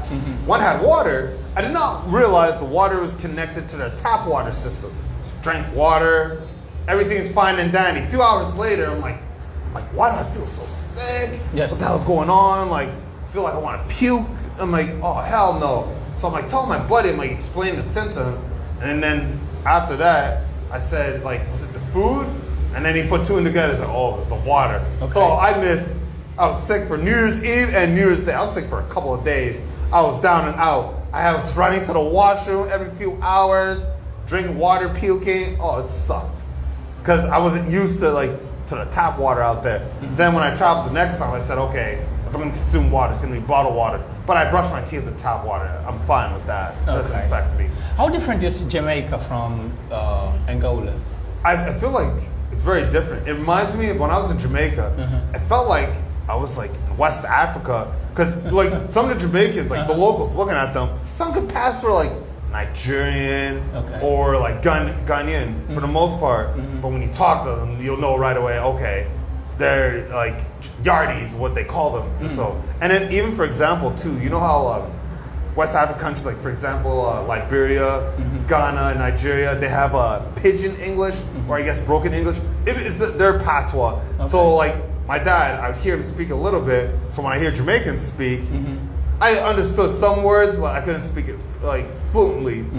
But there, the patois in Canada, how they speak, is totally different from in Jamaica. They speak really fast, and especially the ones that live out in the country, their accent's so thick. Like the only thing I can understand, hey, brethren, what you up on? Hey, blood clot, bumble clot. Like that's one thing I'm like picking up. Like, geez Louise, like slow it down for me, my man. But it's a great experience. So you also had look at a friend said Power Rangers. Zola Maziko, man, it's a friend. But, I like the 90s. Oh yeah. The kid is making noise. Yes, we've already fixed that. Cashot, we've already fixed that. Okay, yes. So you were also were you having problems with the English spoken in Jamaica? Not so much. It's only like once I got like when we were in the hood, because especially this is how you know. Like, I'm sorry to say this, like the Jamaicans who went to school and who didn't go to school. The ones who went to school can switch it up and speak like quote unquote like proper, like their accent. They won't like use a thick accent. The ones who didn't went to school per se, their accents are so thick you can't really understand them. Okay. Maybe if I spent a month, maybe I might be able to pick up. But geez, it's a whole different type of beast out there. Okay. So is it more difficult to understand those who've been to school or those who haven't been to? The ones who haven't been to school. Okay. The ones who've been to school, they'll make it easy for you to understand them. Okay. How difficult is that? The ones who didn't went to school? Yeah. Oh, it can be because they speak fast and their accents can be really thick. Yeah. So I only knew a few phrases, so I'd have to like tell them, hey, can you pause and then really think about what they say. Have you been doing that? Have you been doing that? With the Portuguese? No, with English. English? No, because I don't need patois out there for the most part. I'm good. But Portuguese sometimes, like especially with my cousins, if they're speaking too fast, I'll be like você fala rápido. I'll tell them that. That would be rápido. Oh, right. Oh, fuck. Damn it. But they understand. I tried. Yeah. Cut me some slack, y'all. Yeah. How would you say? How would you say? Please. How would you say? Oh, por favor. Well, don't I said it right. It's good. Okay, so Jamaica was the first country that you visited, yes? Yes. And then you decided to. Did you go alone? Oh yeah, I went alone. Okay. I've always traveled alone. I never went with a group. Okay, but when you went to to Brazil, yes, there was someone who housed you. Oh no, I had a hotel, but I had my uncle and my two cousins there. Didn't you stay with your uncle? Oh no, I had my own hotel. Because granted, I'm like, I could have stayed with them, but I'm like, no, this time around, like, because after Jamaica, I said, I want my own spot and my own privacy. And then for them, if they want to come over, they can come check me. Yeah. If they want to invite me over, sure, no problem. Yeah. But then I always told myself, anytime I travel, let me get my own place. Okay. And what will happen if you go back there? Will you also... If I went back to Brazil? Yes. Oh yeah, I'd probably but this time around... Will you rent... I get Airbnb because what I did, everything was kind of last minute, but I found a decent spot and I didn't probably do research because where I was staying was a non-tourist area. Good for me because at least I get the tourist experience or treatment as opposed to treated like some gringo, you know what I mean? Nkeza told me that when you went to Jamaica, they thought that you were from North America. Oh, I mean, you were from the US. Yeah. Like hearing me speak, especially. What happened? Because the minute, funny story. How close is your English to American?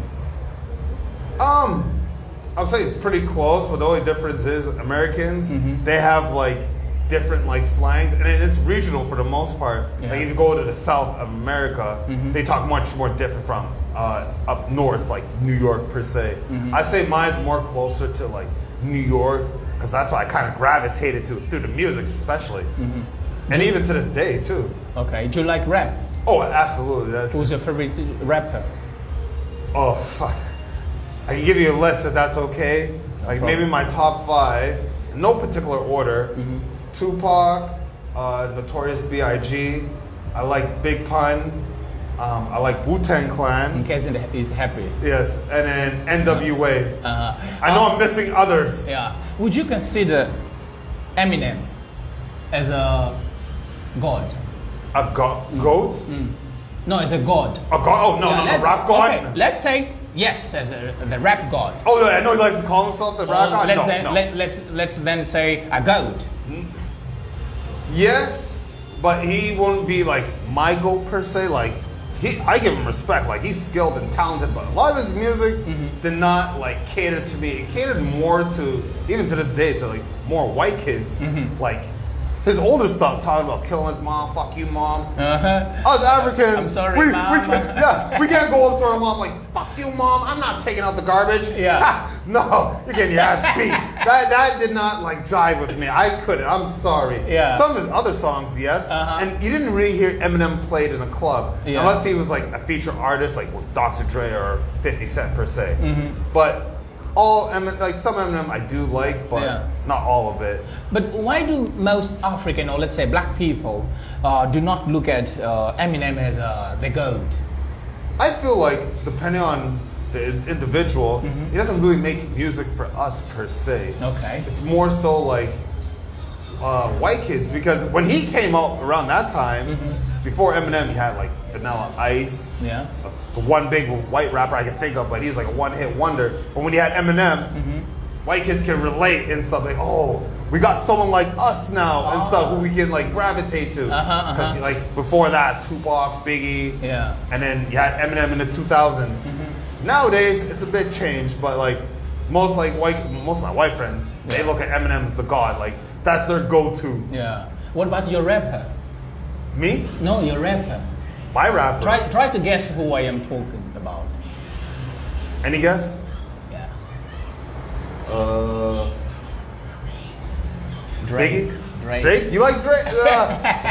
Oh man, I like some of his music, but Drake's not for me. And he's right now dominating. He's a Canadian dominating the U.S. charts. He's like pretty much Jay-Z at one point when Jay-Z had his run.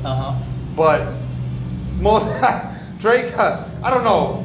Some of his stuff when he raps, okay, but I don't like the singing, like when he sings. Yeah. Like, I don't know, you know that one song that he had on his album, Take Care, Marvin's Room?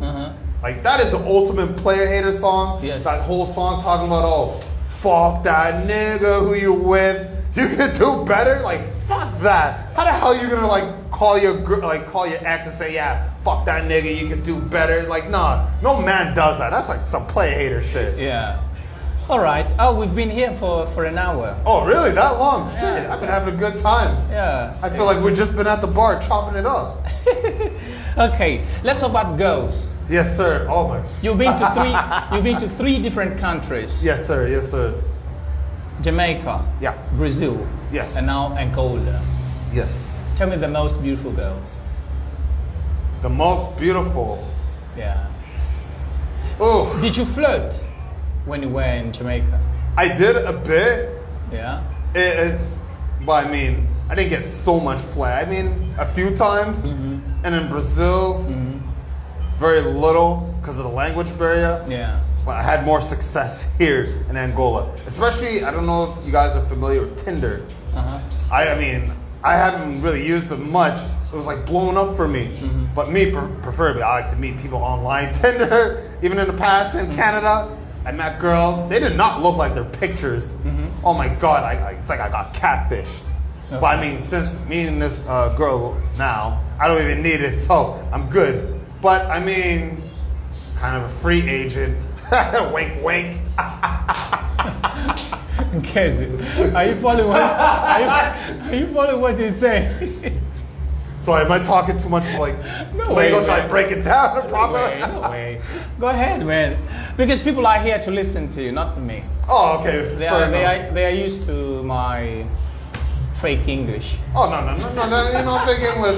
No, this is proper. It's more better than because I don't speak. Because I feel like the guys, like people, Angolans who learn English, you guys speak more proper than we would in North America. We don't use full sentences. The average, like Canadian, for the most part, we speak slang to each other. Yeah. But you guys speak properly, so sometimes I'm like, oh shit. I'm like, goddamn, so I gotta respond proper or something, depending who I'm talking to. Yeah. How do you feel when you're talking to Nkezi? Nkezi has been to school. Oh, I feel great and stuff. But then I noticed, I'm like, damn, he speaks more professional than I do. And stuff for the most part. But him, he's understanding and stuff because I can like speak freely how I do. Do you use that English? Could you repeat that? Oh, hell no. Hell fuck no. Hell no. I talk like the same way how I am now. Okay. Yeah. That's good. So you're free here. Oh, absolutely. Yeah, absolutely. That's why. I love the way you spoke when you were sounding, let's say, polite. Oh, yeah. There's always certain scenarios I got to do that in the office. Yes. You know. If I'm around amongst my people, whoever, fuck, I got no filter. It's all coming out. Yeah. All right, that's good. But the women have been top notch. Muito bom. Muito bom. Oh, that's shit. muito bom. Muito bom. Muito bom. Who taught you? Who taught me? Muito bom. Oh, Google Translate. To be honest, because when I was in Brazil, yes, like my Portuguese, I didn't know as much now. So whenever something was good and I really liked it, I'd be like, oh, ui gosto, or I'd be like, muito bom. And what's then, that? Oh, ui gosto? Huh? Like ui gosto or ui gosto? What is it in English? Well, I'm trying to say I like this. I like. Oh, how do you say that in? I like me how I. Oh. How do you say? Wait. How do you say that in English? Wait. How Bash. Yes. How do you say that in English? I guess the translation would be like I like. How do you say that in Portuguese? Portuguese? Yes. Oi gosto? I'm having problems to get you. Damn. I can't understand you. Really? Yes, I can't get That's you. not the problem. Okay, if we didn't know each other right now, and then you gave me an item and like you're asking what's my opinion. If I said oi gosto, like if I didn't do the thumbs up, you'd probably look at me like, what are you trying to say? Muito gosto. It's muito gosto. Oh no, I'm trying to say ui gosto or goste or goste. I can't get that Portuguese. Oh, I'm sorry, y'all. Like, I know somebody has to understand me here. Cut me some slack. He's probably busting my balls right now, but it's okay. Man, that's crazy. Yeah? It's really crazy to learn a foreign language. Oh, absolutely. And the way I've been learning it too. Yes. Like in the beginning, like I was learning it the wrong way. I was learning from reading and then spelling, not through listening. Yeah. So when I went to Brazil, some of the words I probably like pronounce it like, oh yeah, I'm good now. Maybe I can like flow free. No, hell no. People were looking at me like, what are you saying? And I'm like, oh fuck, I had to use Google Translate. Yeah, I think you also feel the same thing when we are speaking like that. Because English? Yes, I couldn't get you when you were speaking. Oh no, I can understand you guys like English. No, when we're speaking English, some of us, those that can't speak English maybe the way we do, and some other people. Oh yeah, because like I might like say certain like slang words or so. Yeah. And some locals told me, like the ones that speak English, they tell me you speak fast. I'm like, really? I'm like, I don't speak fast. Really? To me, I don't feel like, but then I kind of understand their point of view. I understand because it often happens. Yes, because like when I hear the Portuguese here, you guys just flow free. To me, you guys are speaking fast, but to you guys, you're probably like, wow. No, it happens because you're speaking naturally. When you speak naturally, you feel like you are not speaking fast. You're speaking slowly. Yeah. Everything just flows right. Yeah. I sometimes feel the same. Even in Portuguese, you can say that I'm speaking fast, but I know that I'm not speaking fast. Exactly. Okay, so when are you coming back? When I'm coming back, so hopefully, if everything goes good, by the grace of God, I'm hoping to come back. Maybe this time in the beginning of April, because like for my work, we usually get like spring breakup happens at the end of March, and we get 3 months off. Okay. So this time be 2 months instead of 40 days. That's good. And when you come back, are you going to rent a house again? Oh, I'm going to stay at that same apartment. I like it. Why don't you stay with your cousin? I mean, he'll be probably married by then, and I don't want to like intrude his privacy. Like, we're men, okay? Like, we know what time it is. I don't want to be that guy. It's I don't want to like say like get him in trouble. Like, hey, like his wife made me not like that. So I'd rather just say, hey, give him his space. I'll still kick it with him. And like say for example, okay, I smoke weed. I know he does it and stuff, but he's okay. But what if his wife or his fiance does not like that? So I don't want to bring that trouble there. So at least if I have my own place, I'm free to do whatever. Okay, that's good.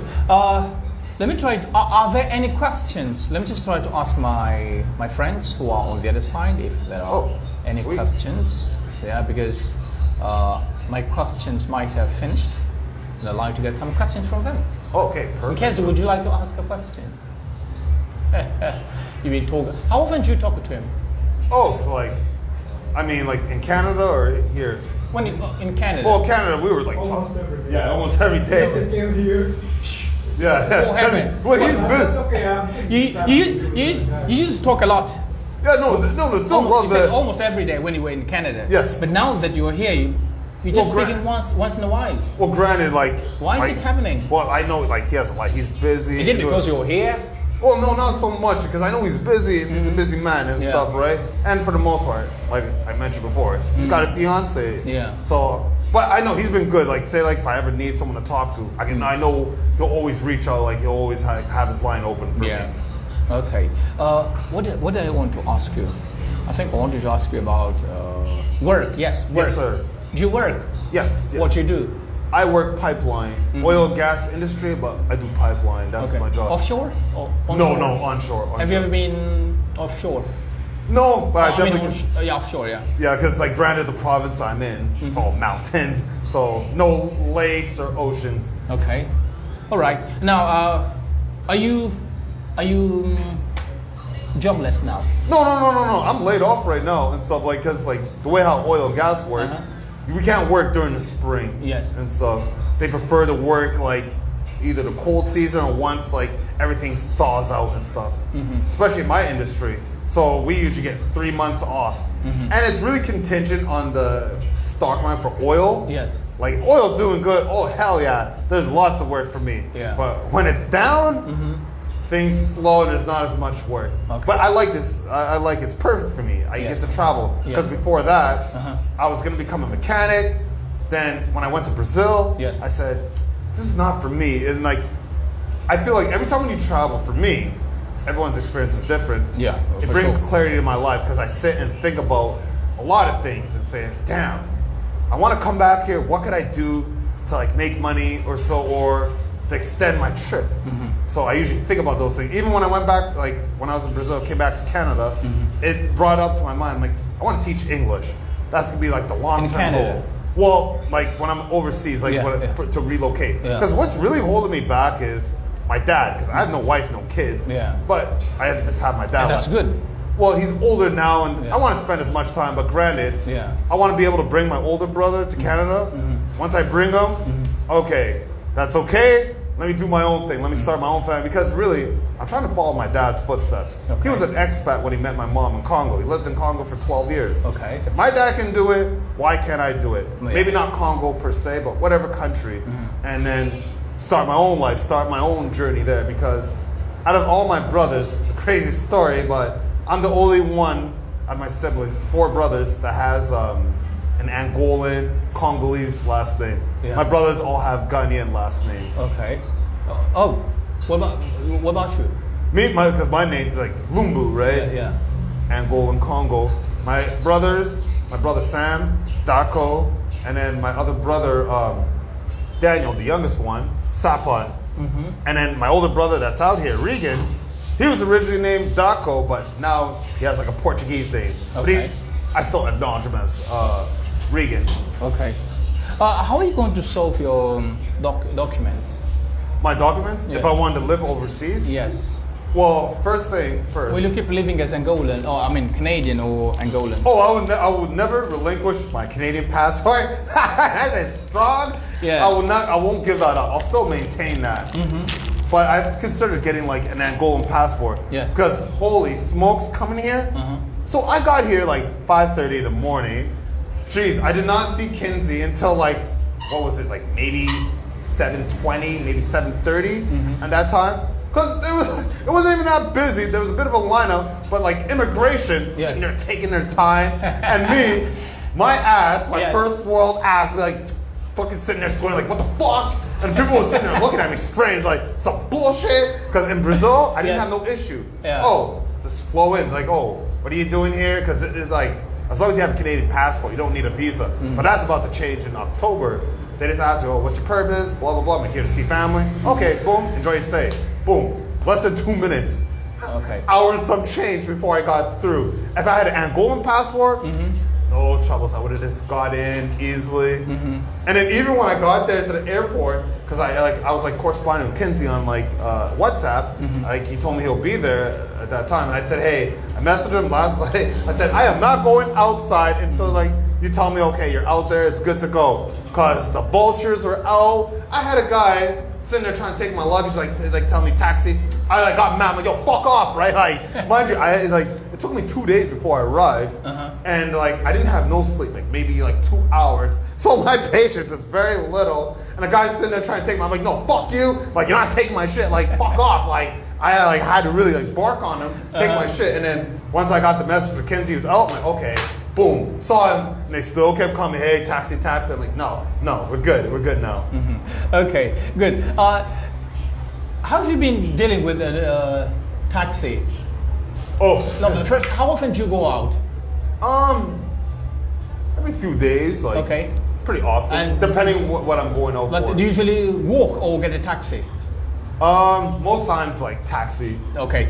I saw you on a bike. Oh my god, that's so scary! Holy shit! Oh my god, I think- the first time, Ryan Yeah. knows. I saw you. I said, what's going on with this guy? Yo, And you I think was it live? yeah. So Were you I'm- live streaming or it was just Oh, you this is record story. that? This story from my Yeah. Facebook. Uh-huh. Oh my god. I saw it. In case, did you see that? He Jeez, was on the Louise. bike, man. You had to see him. I was so scared, like, geez, every time, because I sit there and pray in my head, like, Lord Jesus, please do not let us wipe out. I don't want to fucking go back to Canada with no injuries. Yeah. But they're professionals at the same time. I'll give them that. Yeah. The first time, now I'm better. I can, like, sit there and, like, pull out my phone. I can only do it for, like, maybe 15 seconds max. Yeah. Some, like, I see YouTubers do it for a minute. I don't know how they do it. Yeah. Maybe because they got a GoPro or something, or one of those selfie sticks. Fine, I'll get there. You don't have self-stick, do you? No. Oh, okay. Next time I should. Yeah. But yeah, right on it. The first time, right, I get on, Yeah. like my brother like explained, okay, we're going, like, plan to ride was like, commute was like maybe no longer than like 5 minutes. Told me get on, and the guy doesn't even speak English. He's trying to speak to me in Portuguese. I'm trying to tell because I kept kind of kicking him. Yeah. The first I'm like sitting there holding, and then he probably seeing my face, and I'm like sitting there like going like this, like Lord, like, and then like he's like talking to me, and I'm like, now fala Portuguese, fala English, and then like I think he started telling like salsa or whatever, and then when I got off, I was like. Oh, and I'm like going like to this like signaling like, yo, dude, I was scared, but then Yeah. after that, like, cause me, I'm kind of like adrenaline junkie. Yeah. At the same time, cause I was like giving the thumbs up. Did you ever feel that your life was in jeopardy? I felt like we were gonna crash. There's like times, but they way ahead in maneuvers. Yeah. I get it's so professional. When I talk to Kinsey, Yeah. I asked him like, have you ever heard of accident? It's like, oh yeah, absolutely. I'm like, geez, well, thanks.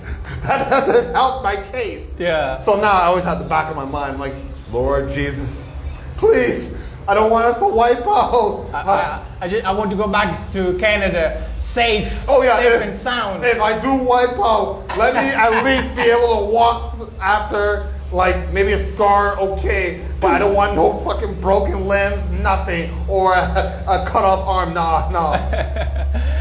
Oh, Lumbu. But it's an experience, and some of my friends, like, Yeah. they see and they're like, oh my God, how was it? I'm like, dude, it's terrifying, but fun. Are you used to it now? Oh yeah, I'm used to it now, don't get me wrong, but it is a bit nerve wracking. And can you ride? Oh, ride it like if I was to ride myself? Yeah. I've never ridden one of those myself, but I feel like they'd be easy to ride. Okay, would you try that here? I would try it, but maybe just like to go down the street, nothing crazy. I think you'd better not. Yeah. But hopefully, maybe next time around. Yeah. Okay. You're thinking of moving to Angola. Yes. And some Angolan, maybe moving to Angola or to another African country. Yes, sir. And there are lots of Angolans and also I think Africans who are thinking of leaving Africa. Yes. Coming out to the West. Yes. Okay. I'll give advice. Tell us about it. I'll give advice to your audience. And there's even a movement. Yes. Yeah. Is there any hidden agenda? Or why are young people, because we know, we hear we're here in Africa, we know we are in Angola, and we know how difficult life is on this side. Yes. Compared to a first world country like Yes. Canada. Yeah. Yes. Now tell us, your guest is very talkative. Oh, hey, made me feel comfortable. Yeah. Oh, someone said, can you understand Patois very well? Can you understand Patois? Like West African or Jamaican? A little bit of both. A little bit. Okay. Yes. But I can't speak it like that. Okay. No. Yeah, it's just like some of us. Some of us can understand Black English, but can't speak it. Yes. Yeah, I'd probably you- respond back to you in like say you're speaking Patois to me, I'll respond back in English or what. Okay. How good is your Black English? Oh, I'll say like maybe really good at this point. Oh, okay. Through the hip hop and stuff, and then Okay. watching like the movies. Yes. So, someone is asking if you were a comedian. Oh, me? No, I'm not no comedian. I'm not. No, that's just me. I think that would be good.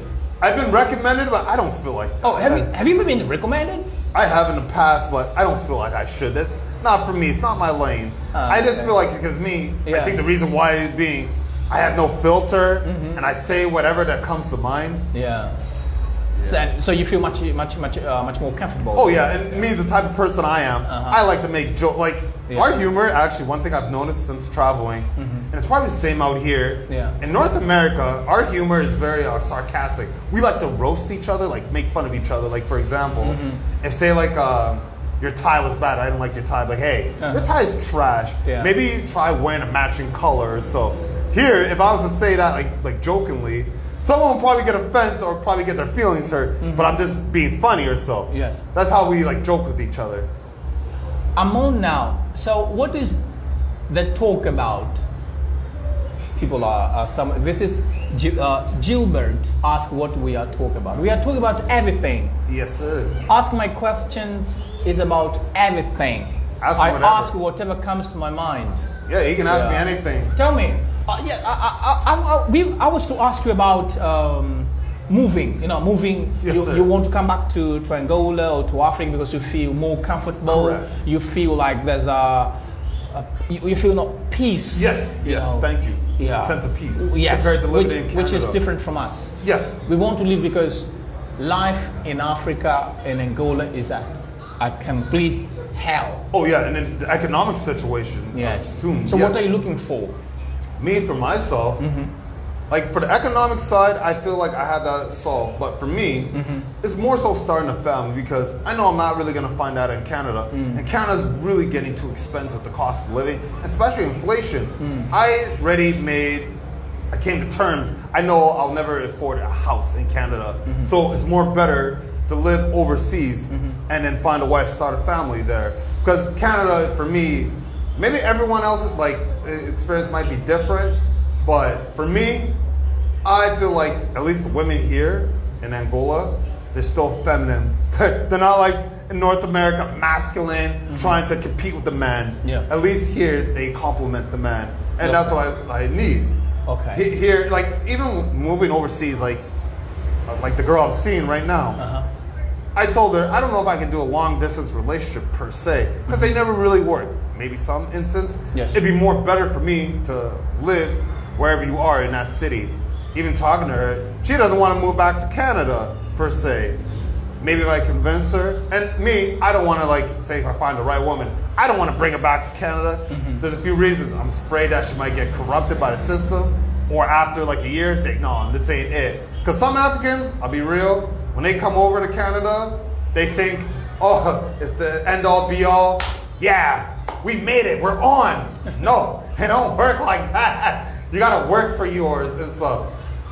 Some of y'all may not believe it and stuff. Like some might think that I'm just talking out my ass, like, oh, what the fuck's he talking about? But really, when you spend like enough time, especially spending winter, that's a true test.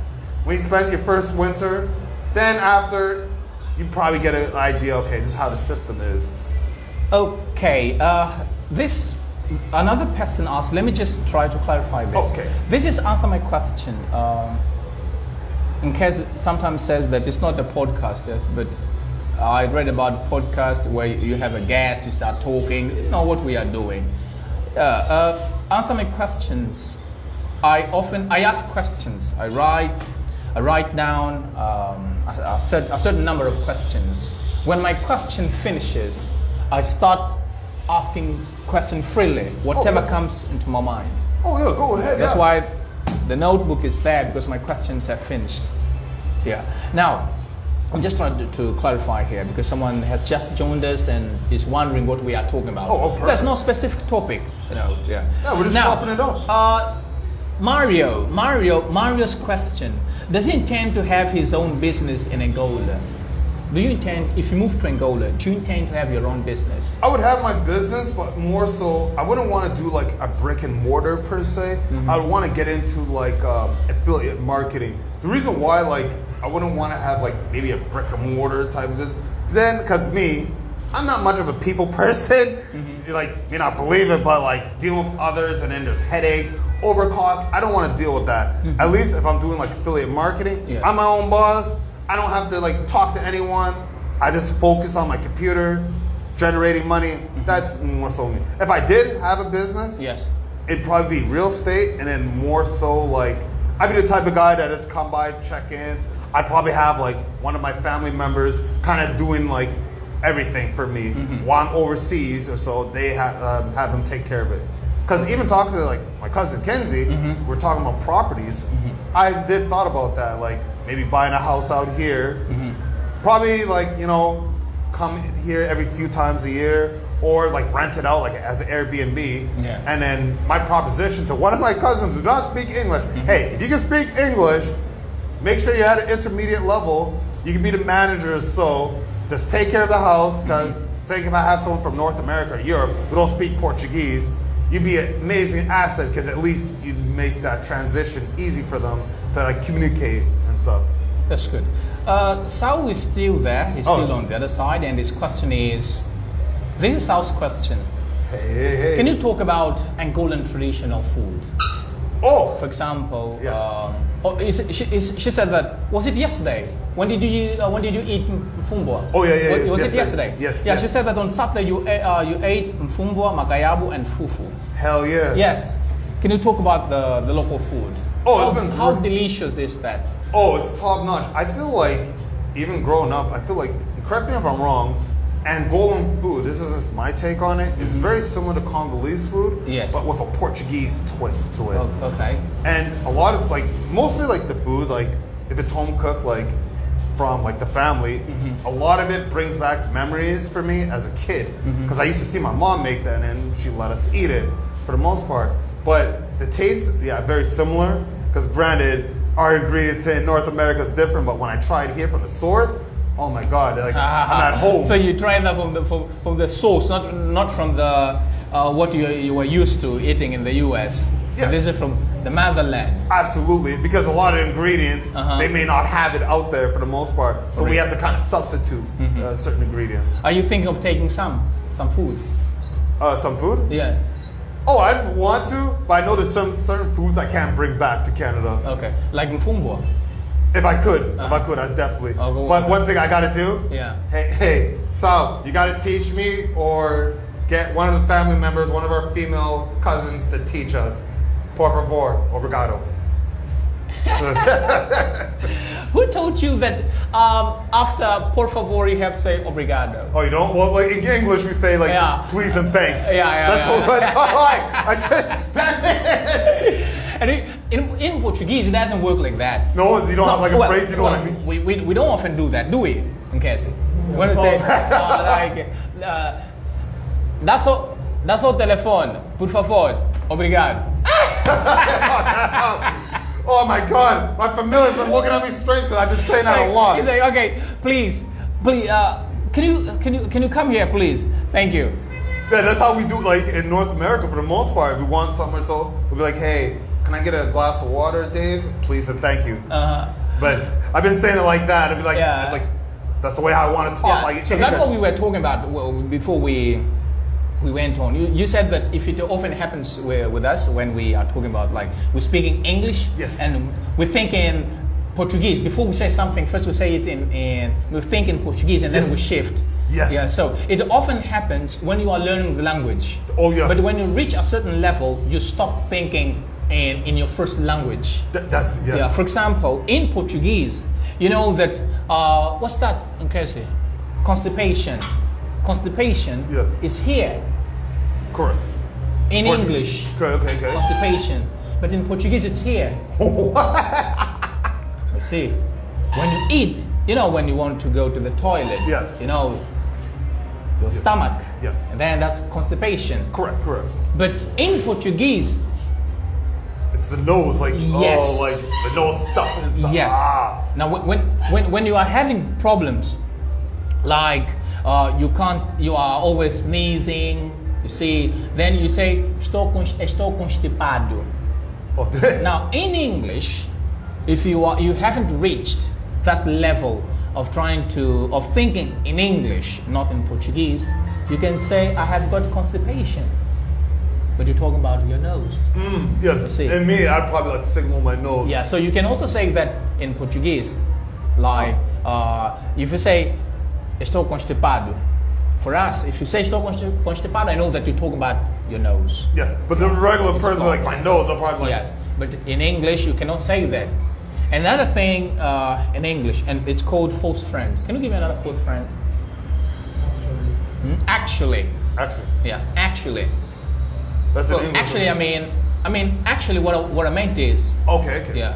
But in Portuguese, you cannot. In Portuguese, it's na verdade. Not for that. Doesn't that Yeah. mean like for real? Like, No, not like- no. Na verdade, eu queria dizer. Actually, I meant. But for you to say currently, yeah. where are you staying? Where currently? I'm based. Oh, I'm based. in I'm living. Benfica. Yeah. So I'm currently in Benfica. Correct. Now, someone that speaks Portuguese, if he or she hasn't reached that level of differentiating, like thinking in English, not in Portuguese, will say, I am actually in Benfica. That'd be me. But when you say that, if you say, I'm actually in Benfica, if this person, if you know English, I think about the structure. Because if I say, I'm actually in Benfica, for me, as a teacher, I can say this sentence is not wrong, it's correct. But what you want to say? Oh, For jeez. example, So that was me. there You are probably two correct me. meanings. There are two meanings. I'm actually in Benfica, Yeah. not in golf. Oh, jeez. You see, Damn in it. English, I'm actually in Benfica. Yes. This sentence is not wrong, but it's going to depend on what you want to say. I'm actually in Benfica, not in golf. Okay. But if I want to say where I am living now, I would say I'm currently living in Benfica. You see, this means that I used to live somewhere. Correct. Yes. Yeah, so this is called false friends. For you, you say, Sal, ajuda-me, por favor, obrigado. You think in English. Yeah, that's me. Yeah, that's English. That's your first language acting. And she's probably laughing. Yeah. And That's all love, though. I can laugh at you if you Oh say no, that. I don't take it. I don't take it personal. I laugh at you. I know, like I'm gonna screw up already because I'm a novice learning. Yeah. And when you get it, let's say at the level that you are aiming at, intermediate? Okay. Intermediate, yes. Yes, sir. When you get at this level, we'll start laughing. Hey, Oh, guys, yeah. do you remember when you start learning Portuguese? You used to say, "Dê-me água, por favor, obrigado." And then I'd say, "Yeah, man, I remember when I first started learning Oh, Portuguese." yeah. absolutely. Yeah. Hey, I'm glad you corrected me. Shame on you. Stop. No, that's I'm good. just saying. You What? Damn You it. make it. You make it. Oh, jeez. Okay. Now let's go back to moving to Yes, sir. Canada. Yes. There's a movement Correct. which has been motivating people to leave the country, and the name of the movement in Portuguese. Let me try to translate it. Civil movement. Let's leave Angola. Correct. Yeah, we know our reasons why we want to leave the country. It's because the corruption. A singer called Brigadeiro Dapher said that corruption is naked and is walking in the streets. Oh, you see it right there, right in your face. Yes. So, can you get what? Can you figure out what he meant? Oh, that's corruption is naked It's like right And there. Like, he it's not is, hidden. That's what he said in one of his songs. Yes. Corruption is naked, and he is walking in the street. Is he living in Angola right now? Yeah. Is he like a big artist? He used to live. Well, I think he lived in France for almost 10 or 15 years. I think. Oh, okay. Yeah. But I'd like to hear some of this music. Does he still make music? He moved back. Yes. Oh, he still makes. Okay. But not the way he used to. Yeah. Okay. Yeah. So we've got our reasons. Yes. Why we want to leave the country. Absolutely. Corruption is naked, as a quoting Brigadeiro Despacot. Yes. Corruption is naked, and everybody can see him walking naked in the street. Absolutely. And I hope we don't have problems. Mainly me, man, because in Angola you cannot speak. The president is like God. No, actually, let me ask this: can you criticize like the political party, like the president? Because like in North America, you know, we have our First Amendment, He's right? the prime minister. Yes? Well, yeah, Canada's prime minister, yes, Yeah. Justin Trudeau. Fuck that guy, fuck him. But You're saying fuck him? Yeah, fuck You him. can't say that here. Oh, I can't. Like, oh, my bad. you can't say like. Should I say that? No, you shouldn't. Mandafo. You say like you saying fuck that guy, and I say Yeah. Mandafo del president. No, actually, literally, not I will literally. have my page banned. Okay, my son, my bad. No, it's okay. I'm just trying to give an example. Okay. In Canada, you can say the only guys that can say fuck the president. Our president is called João. In Portuguese, it's João Lourenço. That's the current Let me say one. in English. Let me say it in English. João Lourenço. Oh, Zhao. Okay. Yeah, okay. João Lourenço. Is that John for? Yeah, okay. well, it should be John because John it's a biblical name. Yes. Okay, but that's not John. It's in Portuguese. If I use my Portuguese knowledge, it's gonna be João. João. But you will not say João, as I told you the other day, like São and Sao. You said Sao Paulo. Yes, yes. You said Sao Paulo. Oh, you're giving her more ammunition to use against me. I'm sorry. Okay. Yes. Don't so, worry. I got you next year on the phone. The only guys that speak freely about the president are those that are abroad. Okay. Not us here. No, nobody will like speak unless if they're in the comfort of their own home. Yeah. Okay. You can do that when Yeah, you in want. Canada we can say freely. We can like say F like our prime minister, Yeah. like because we have like amendment rights, like you know. But I feel like here, not so much. No, you can't, man. No. You can't. Yeah, is it similar to like China? You can't criticize a president. Like run. Oh damn. You can't do that. Yeah, if I do it, like I'm starting now. Yes. I'm starting now live streaming. We've been doing this for a month. Oh. If I start like speaking ill of the president, I will have my page banned. Oh yeah. Oh, yeah. And We don't wanna who'll be the first one doing that? My friends, guy, you just started. Stop doing that. Okay, my bad. I didn't- Don't speak ill of the president. Oh no, I wasn't being No, bad. I'm not talking about you. I'm just talking like that's what my friends will tell me. Oh yeah. No. They say stop doing that. You'll end up putting your life in jeopardy. Think about your family. Oh damn. You've got kids. Oh, they're serious. They got Yeah. reach like that. Yeah, Oh damn. yeah. And then So- you'll end up and then you don't know how these people will get your phone number. Oh, They absolutely. get your phone number, and then if you're on WhatsApp, they send you your children pictures. Damn, they got reach. This is your daughter. We know where she studies. Like pretty much, hey, keep talking and something bad will You happen. see, you see. At least Canada, we And don't then- have that. What will happen? You have to leave the country, or you leave the country, or Yeah, hey, you're taking a dirt nap. let's say you zip your mouth. Yes. That's what you have to do. So in Canada, you can say whatever you want to say Oh. about your prime minister, but we here we can't do that. No, fair. And there are people you see that is here watching us. Yes. You think that is there to listen to you. No, it's just here to see what we are talking about. Oh, absolutely. We're just a couple of Yeah. guys So chopping they're it up. here as spies. instead of helping us, like guy, it's much easier for a spy to go after you, like saying stop saying that. Instead of saying, guy, you've been doing a very nice job, keep doing that. They'll never do that. Oh no, of course not. but they will tell you to stop doing what you are doing. Oh yeah, they'll give you a warning. Stop, yeah, stop. Hey guy, stop speaking ill of the president, or stop doing what you start doing. Actually, you've been doing a good job, but stop saying what you've been saying. Okay, so that's why. And then you say, what did I say? Nkezi, oh, Mr. So and so, Mr. So and so text me, call me, and start saying that. You know, instead of trying to motivate me or saying that I'm saying things that I couldn't say. Oh, jeez. So you guys are far better than us. I mean, yeah. Damn. Oh, but Why we have to leave the country. yeah, that's why people want to leave the country. Yeah. Oh, fair enough. Yeah. Fair enough. Yeah. Holy smokes. Damn. So is that why I see, for example, like I see like the flag of Angola, and then I'll see like a letter saying NPLA. Ah, that's the ruling party. So what would they be like? Because Canada, we have like two-party system, similar to the States, but technically three. Let's talk about it when we are offline. Oh, okay, my bad. Because What? I'm just starting. Oh, okay. I don't want to see Okay, sorry. my cup page. Okay, I don't want to do that. I don't want to do that. Let's speak ill of everybody when we are offline, because I know that even spies, they also speak ill of their leaders. Oh, absolutely. But when they are alone, Fair enough. with their relatives.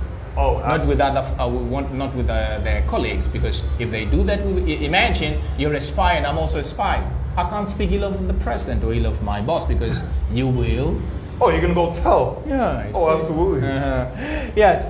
Okay. So, Nkezi wants to leave. Of course. Oh, man, we were just chopping it up. This has been beautiful. Like, damn. I enjoyed this. Even people on the other side, they might be tired of it. No way, man. There are 13 people watching us, and there are lives that last 6 hours. Yours here? No, not mine. Mine. Oh, yeah. Mine. I think the last one we went up to 2 hours, 3 minutes, I think. Oh, damn. An hour. Oh, that didn't even An feel hour like and some. Yeah, an hour and feel some like minutes. an hour. An hour and some minutes. Can you check that? Can you check feel that, like please? it. I mean, I feel like we were just at the bar having some beers, chopping it up. Can you buy some? Do you need some? Do you want some more? Probably after. Ah, okay. Hell yeah. How many minutes? So how many hours? An hour and? I can't see. An hour and. Oh.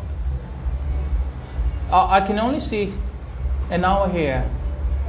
Yes, Say only an hour. and- Not 2 minutes. I'll say There hour and are 10 no minutes. minutes. Yeah. Oh! If you break that, I will pay, man. I'll be fined. Oh, damn. Yeah. Oh, no, we're good. We are good. Okay. He didn't lose his cool Are there points. any questions? Let's get some questions from the audience. All right, perfecto. I should say it the Portuguese way. Perfect. Well, I know Brazil, they say perfecto, perfect. I swear. Accent. But you guys here in Angola, it's like perfecto or perfecto? Perfeito. Perfecto. No, perfeito, no. No. What do you just say? Do you say perfecto? No, not perfeito. No, perfeito is another thing. Perfeito is another thing. Perfect. Perfecto. No, Yeah. perfecto. Man, I don't remember And when Angolan I is last. different I don't from remember when I Angolan. last used this word, man. I don't. Yeah, this is different from. Do you often say, oh, perfecto? Yeah, it's different Brazilians say from perfecto. Brazil. Yeah, it's Perfecto. different. Different accent. Yeah, they say bom. it differently. Yeah. Because like. Caramba! Bom, fish. Está fish. Está bom. Not perfeito. Oh, fuck. No, that's not common. That's Brazilian Portuguese. Well, because me, I say like in English, like if something's good, like perfect. Yeah, perfect, but not in Portuguese. It's not very common for you to say perfeito, or Brazilian is perfeito, and for us it's perfecto. Oh, But it's damn. not very common for you to hear people saying like perfecto. Well, I'm gonna be that guy. I gotta mix it up. Yeah. Until I get better, then Yeah. I'll do it more properly. Can we get Nkezi? Can you please log in so as to help me with the questions, because it's a bit difficult for me to. You can't see this question? No, as I'm live. It's been on. This is Bengala. It's been on for almost 2 hours. Yes, almost 2 hours. Oh, damn. Hell yeah. Yeah. Sweet. Yeah, that's good. So, how's it going? Tell us your experience here. Oh, I've been loving it so far. Yeah. It's been great. What did you expect before coming here? Well, I mean, the heat. Oh my God, I like underestimated that. I should have took my dad's advice. Like he warned me days before coming. He's like, yeah, the heat in Angola, like well, he's talking about Africa, it's not like what you're used to in Canada. And I'm like, how bad could it be? I mean, I got fucking shorts, t-shirts, and then some hoodies just in case if it's cold. Oh my God, the minute I stepped out the flight, it just hit me like, holy shit. Like the humidity, I never felt like this before. Yeah. I'm like, geez, and mind you, this is like 5:30 in the morning. And then imagine when noon hit, I was like, holy smokes. Jeez, but I like it, I love it. Okay. And apparently it's supposed to get cold like the 15th, tomorrow, if I'm not mistaken. But to me, I don't think it'll be cold. Okay. Now, yes, before, I think this, was it this morning or yesterday? We were talking about people who want to move to Canada. Or Yes. to, not actually not to Canada, but to the West? The West, yes. Yes, any English-speaking country. Yes. What should they prepare? Oh, okay, well, I'll look at this camera. For those, like I know your audience especially are learning English, I really love that. Keep on going, keep learning. My suggestion for those who want to move over to Canada, US, UK, any English-speaking country, my advice, learn the language. Make sure that you're at least at an intermediate level or decent. And then to have a game plan. Don't think you can just come to Canada or any English-speaking nation and then think, oh, okay, life is set, that's it, I can live off the government. No, it don't work like that. Not at all. Have a game plan of what are you gonna do, how to make money. And then once you have that down figured out, go for it. Okay, that's good. All right, in case, are there any questions? Well, I see no questions. No? Are there any questions?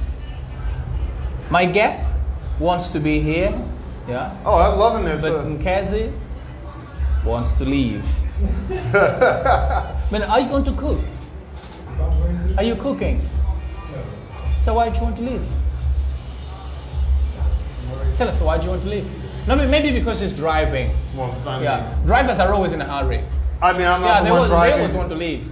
Well, fair enough. Hey, Yeah, we're because- just chopping it up. Yeah, because if it were, even if you were to get a taxi, you could have said, let's go. This time, transport is always difficult at this time. Oh, really? At nighttime? Yeah. Oh, I never really took it at night. Mostly day. Okay. You know the taxis, that little minivan. Do they run like 24/7, like all night, or no?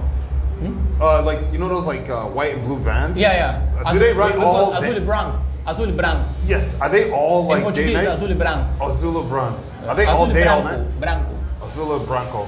Ah, you see, I'm saying azul e branco and you're saying azul e branco. Cut me some slack. Yeah. So would I be able to find one like let's say 24 11 at hours. night? 11 at night, or not as much? Well, it depends on where. It depends on the area. Ooh, okay, Yeah. okay. Yeah. There are certain areas where. After a Really? certain time, they're like Yeah. done deal. Yeah. Oh, And okay. some people are kidnapped. Oh, damn. And kidnapped and raped. Oh, you're actually for real. Damn. I don't know. Ask Nkezi will tell you. Oh, what? Yes, Nkezi. Yeah. What the hell they'll do that to men? Or like if I was alone, oh hell no. I don't care. I'm fighting. Like you're not gonna violate me like that. Hell no. Yeah. I will go out with a fight. You can rob me, take my stuff, okay, but you're not gonna take my manhood. Yeah. There's a question here from Pedro Afonso. Oh, Pedro Afonso, the #1 fan. He's always there. Can you read that? Are Canadian racist? Canadians? Yeah. Not every Canadian are. No. And depending on the province, like where you are and what part of Canada, I've mentioned the east side of Canada is more liberal, and then like more like west coast, like my province, Alberta, Saskatchewan, is more conservative, and like those like especially if you go to those small towns, you do have some like hicks. For the most part, I won't say all Canadians are racist, but I feel like the East Coast of Canada, those liberals, they try to treat everything with racism, and some may be racist, but they're not going to be outright. At least where I'm from, in Western Canada, in Alberta, at least someone who's racist they'll kind of tell you straight up, okay, I don't like you because you're black, blah, blah, blah, or whatever need be. But I feel like that's everywhere you go. And then depending how you carry yourself, even in Brazil, I did experience a bit of racism, but it wasn't overt. Really? Yeah, actually, funny story. So this was like my last week in Brazil. Like I went out partying with my cousin and then her cousin. So they came back to my hotel to just get ready. Like we weren't there like no longer than 10 minutes. Come back, like we were out for a couple hours. I was drunk. They wanted to make sure I got home safe. Got there. And then like the manager, he pulls me to the side. He's like, oh, I'm gonna charge you 50 reais for per person. Those girls he had over. I'm like, dude, 50 reais, so 100 reais altogether, which is nothing to me. I just asked you because of the word. Oh, reais? I guess that's the currency. 50 reais. Oh, reais. Oh, shit. Reais. Oh, reais. So, yeah, actually speaking English, that should be really 50 reais. Yeah. Oh, yeah. shit. Yeah. So they're there. Okay, so Buddy was like, oh, he's gonna charge me. And then at that time, this is mind you 2 in the morning, my cousin, she's already gone asleep, so I was like, fuck, I can't call her. So me, I'm drunk and then like my fucking North American mentality comes out. I'm like, yo, what the fuck? I'm not paying for this bullshit. They weren't even in my room for that long.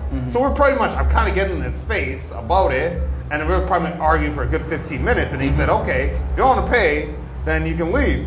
And I had to really think about it, like I had to think quick. I'm like, okay, I can keep barking on this guy because I'm getting in his face and he can kind of see the hostility in my, like I'm telling him like, what the fuck, right? And I kind of felt like, cause this guy, he was, I guess he would considered mestizo. He looked like the more of the Indian mix of Brazilian, because like I feel like Brazilians, they look at race differently how we do in North America. That's one thing I learned. Yeah. For the most part, like okay, in Canada or America, you have your Africans, Indians, or whatever. You're not acknowledged as Canadian, and most times they'll say their nationality. It's only once you leave overseas, and I've gotten it so far, oh, American. I've gotten at some of the locals, and I'm like, nah. I'm like, also, though, Canada, I'm Canadian, not American. But yeah, I felt like, you know, maybe because I was dark-skinned, that's why, but I couldn't prove it because any of us who grew up in North America, we kind of sense racism, we kind of know the tricks and trades, as opposed to those who maybe lived on the continent. You know what I mean? But after that, when I explained to my cousin the whole ordeal, because after talking to the guy, I managed to talk him down like, hey, I'll pay 50 reais, whatever, and stuff. Like, because I told him I didn't know the rules. Somebody explained it to me. Because I got there like 3 in the morning and he wasn't there. And then after that, he said, okay, fair enough. That's like our rules, our protocol, 50 reais. I said, okay, boom, I'll pay the 50 reais. But deep down, I really didn't want to because I knew it was bullshit what he was doing. But I feel like when it comes to racism in Brazil or even South America, they are 50 years behind compared to like America. They haven't really got there. They had their civil rights movement per se yet. And granted, from what I understand, there hasn't been a black president, correct me if I'm wrong, in Brazil. Yeah. Okay. Is there any other, or are there any other questions? I'm sorry, that was a long-winded answer. Even if there were, I think you couldn't read them because he's tired. He wants to go, man. Oh, sorry. I kind of seemed like that might have been long-winded. My apologies. So I was watching with you. Okay. What's that? Amon asking if. Man, Lumbu, this guy's crazy. It's called Bem-vindo. Do you know the meaning of Bem-vindo? Bem-vindo. Yeah, Bem-vindo means welcome. Oh, welcome. Yeah, I said. Oh, thank you. Is that Amon? Ask him if he's a gay. Oh, fuck no! Fuck that! Hey, listen, I love women. I know I probably can't say the F word, but... Well, come on, you can swear, man. Okay, well, it's Facebook. I don't want to get you like a strike or so. But I am no fun boy. I like women. No, not into that lifestyle. Bem-vindo, could you comment why you said that? Otherwise, I don't come off as gay. Hell no. Hell no. I'm far from it. I don't hate on them, but I just not accepting the lifestyle. What surprised me, actually, I never thought I would see a transgender in Angola. I saw two. The first one, was maybe my first week. I didn't know it was a man, but something was off because like we're in one of our cousins' neighborhood. Yes. I'm probably saying the name wrong. King Zeta. That's the name? You know where Auntie Mapasa was? Kanzenga. Kanzenga, yeah. How do you say that? King Zeta? Keshon, look at the way you say Kazenga. Oh, sorry. Can you repeat that? King Zeta? Oh, Kazenga is a municipality, and that's the capital of English. They say to be the capital of English. Oh, really? Yes, that's where you find lots of schools. Oh, okay. Yeah, lots of schools where schools that where English is taught. Oh, there are really? lots of not where English is taught, But that's the place where you find lots of schools. Oh, really? So Yes, anyone lots of English speakers. They would go there? Yeah, Kazenga. So it's taken to be as the capital of English. Oh, if I would have known, man, I should have got there closer. And there- Maybe I would have found an English speaker. And it's very common. And if you were, it's possible for you to find people that even saying that I'm Canadian, I speak Black English, speak this variety, that variety. People can fight you, trying to prove that they are much better than you. Really? What the hell? Even though they never left Angola, per se, they would like try to act like they're better than me. Yeah, saying that. Like they're English per se? Like, Yeah. They speak English far better than you. They might per se, but I grew up, so I might my vocabulary might be more than theirs. Yeah. So they can come here saying, this guy is American, so who cares? Oh, I'm not American. I'm Canadian. Get that right. You're gonna insult me. Get that right, okay? Yeah, it's Canadian. And I'm half Angolan, half Ghanaian. Yeah. Half Bantu, half Akan. Yeah. For those who are wondering. That's good. Yes. Any other question? Read them, please. No, there's no. No more questions? All right. We coming to the end. Man, I think we can spend the whole night here. Oh, absolutely, man. This is awesome. God damn. Like shit. Oh, but Look at him. my cousin Kenzie. No, Yeah. I can't hold him up like that. Do you know the meaning of Nkezi? Do I know the meaning? Sorry, I don't know the meaning. Don't get mad at me. Light. Sorry, I should have asked. Light. Light? Yes. Like light, like. Oh, really? Oh, shit. Light. And you are? Day. Lumbu. Yes? Oh, day. Oh, okay. I thought you were gonna say my first name, Emmanuel, because. No, Lumbu. Oh, okay. Lumbu. Lumbu means day. Ah, okay. Nkezi, light. Day? Light and day. Yeah, light and day. Interconnect. Yes, light and day. Light and day. Yeah, nice. Hey, tell me about your dreadlocks. Hell yeah. I saw you talking about it. Oh yeah, Yeah. I've been on this journey 14 months now. What decided me to grow dreadlocks? I always wanted to as a kid, but it was just like the timing. But I was always tired of because I used to have braids, and I haven't cut my hair totally off since I was 21. Yeah. I used to a lot, but I got tired because barbers would mess up my hairline. But yeah, I decided to go with the lock journey. I'm gonna keep this. Maybe if I get a receding hairline or if my hair falls out, oh, I'm gonna be that old guy. Or unless something happens, but yeah, embrace the journey. David, stop bad mouthing my blog. No, I'm not doing that. No, I'm not doing that. Oh, is he talking about King Zeta? Yeah, Kazenga. Oh, Kanzinga. I'm sorry. Sorry. Kanzinga. I got family there. Shout out to y'all. Yeah. Okay. What do you have to say about Angolan girls? Oh my God. Beautiful. Muito boom. The women still maintain their femininity. Would you say perfect? Now you say muito bom. Well, perfecto. Perfect.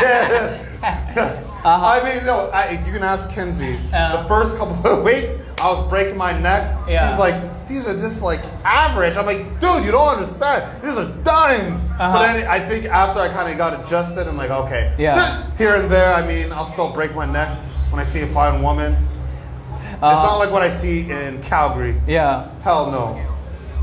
Don't share the shit out of him. Bengala, what shit? When you were talking about the young sister. Yeah. Okay. In case you're invited to be in case you're invited to be a teacher of English in Angola, what will be your answer? Oh, I would do it. I would definitely do it. Okay. And I mean, I have my cousin Kenzie that helped me, kind of walk me through the steps. But I'll definitely do it. What type of students I would aim to teach? I feel like maybe like high school students per se, or like students who are like in university, more mature at least, as opposed to like a young like junior high, elementary. I'm sorry, some kids are brats, and sometimes I don't have the patience for that. At least with like someone who's in high school or university, they're more mature, and I can kind of talk to them as an adult. Yeah. Oh, okay. Let's talk about American English. Hell yeah. Yeah. Or Black English. Yes, sir. Ebonics. Yes, yes. Do you like it? Oh yeah. Hell yeah. Um, I don't use it every day as much, but you use it? oh, I do. Depending on like the setting where I am. Yes, yes. Like here's so much in Angola. I notice Africans, depending on who, they don't really use so much Ebonics as much. I find it. I mean, correct me if I'm wrong. Yeah. And even the same thing when I went to Brazil. The only ones that were using the Ebonics is maybe like the guys who were at where the tourists like congregate, maybe trying to get sales or so, and they kind of know, okay, like they see a black person, I can use Ebonics. He'll like kind of relate to me, kind of like it'll be easy for me to communicate. But for the most part, What did he say? Do you remember what he said? oh, like for example, like when it's like, hey, what's up, bro? Or like, my nigga and shit. Like, oh, what's up? Or like, especially when I was walking on the beach, like with my cousin, like, oh, we got marijuana, my man. Like, we got you. Come on, what's up, homie? And then me, I'm looking, and then my cousin gave that look, like, nah. Let's talk about weed. Yes, hell yeah. Canadian weed compared to Angolan weed. Have you tried ours? Oh hell yeah. Oh my god. When did you drink the tea this morning? I haven't drunk the tea yet. I gotta drink the tea. Did you smoke this morning? Oh fuck yeah. Because I was looking at your eyes. My eyes look like a Filipino. Hell yeah. And Ken said, when I look at you, I said, yeah, he's one of us. Hell yeah. Oh yeah. Oh man, like the weed here is Yeah. so cheap compared to what I get in Canada. Like I bought No, but a kilogram. a kilogram. Yeah. I guess like yeah. You brought? No. I bought one out here. I wouldn't be able to get it. That would be the end of it. Yeah. You're not here for me. That Sunday when we were supposed to schedule. Man, you didn't even enter. Oh no, I would be in a prison or so, like somewhere in Germany. Yeah. But What? it's legal in Canada. Oh yeah, absolutely. So Yeah. freely. Which is different from here. Yes. But we smoke it and we drink it. No, some of us. I haven't got the And I chance told to you drink. that I could share it with you. Oh, absolutely, which I look forward to. But Yeah. Canadian weed is more stronger. Really? The high. No, yes. you should try. There's a province here called in Portuguese it's melange. Yes, that's one of the strongest weed. Oh really? Hell How did yeah. you get to know about that? I told you. Allegedly. Yeah. But yes, I've been meaning to try that. Hell yeah, the compare. And Cassie, apart from melange's weed, I was talking to, I think one of my relatives. They said that Kimberley's weed is also is really tough. Yeah. Oh, yes. Kimberley is in Wish. It's a municipality of Wish. Okay. Yeah, and I think they say I was talking to one of my brothers. Yes. Yeah, and they said that, man, you should try Kimberley's weed. That's really tough. Oh, what the hell? What about? Then they were saying melange, Kimberley, and I think there's another city or municipality that they mentioned. Yeah. Whose weed is really. God damn, I've been missing out. I paid a kilo of weed out here. It cost me $13. If I was to get that in Canada, Yeah. I'm like, it's dirt cheap. I paid like there. I never bought a kilo in Canada. It's way too expensive. You It's like, you bought a kilo here. yeah, I paid for it. Where did you find it? Oh, the girlfriend, see, she hooked me up. I said, hey, Yeah. can you get me? Because like she was giving me these like little like I don't know if they're like- grams like paper. Yeah. I was like, no, this is bullshit. Like this. Yes. I'm like, no. 100 like this, 100 like this, 100 kwanzas. 100. Yes. I'm like, how much is it? Like a gram or a couple grams? Yeah. I'm like, no. I said I need more. Like, give me an ounce. And then I'm like, no. I asked, how much is a kilogram? Like, how much is? And then she's like, 5,000 kwanza. I'm like, let's get it. How much? 1,000. 5,000. Oh, 5,000 kilo. Oh, okay, yeah. I don't know if that's a decent price. Maybe you can get it cheaper. Yeah. You can. It's I'll okay. brag about it to her. No, it's okay. Oh, okay. 5,000 is okay. But yeah, even my cousins were looking at me when I got it. They're like, "Oh my god!" Because I guess the way I smoke, they're not used to it. Because I'm sitting there smoking back to back. Where'd you smoke it? Oh, at my apartment. Okay. Yeah, I smoke freely, especially in my room. Yeah. And then yeah, What about? Have you ever tried smoking it outside? out in the street freely. No. Like. Oh yeah, like I'll smoke outside, like in the kitchen. For example. Oh yeah, absolutely. Really? I have, but preferably I like to smoke like by my balcony. Because like the heat inside, I don't like to smoke inside per se. I like to enjoy it, smoke outside, take in the views. Yeah. That's just me. Okay. Don't you think you can have problems? Have problems? Smoking weed? Yeah. No. Not you, but with the guys. Oh no, absolutely not. I mean, those who don't smoke, yeah, they're cool. Like I respect them. I'm not gonna sit there and be like, hey, come on, just take a hit from me. I'm here. From yeah. Keep talking. But yeah, From Bengala or from Cashier? Where? no issues. I don't think no. No. No, not at all.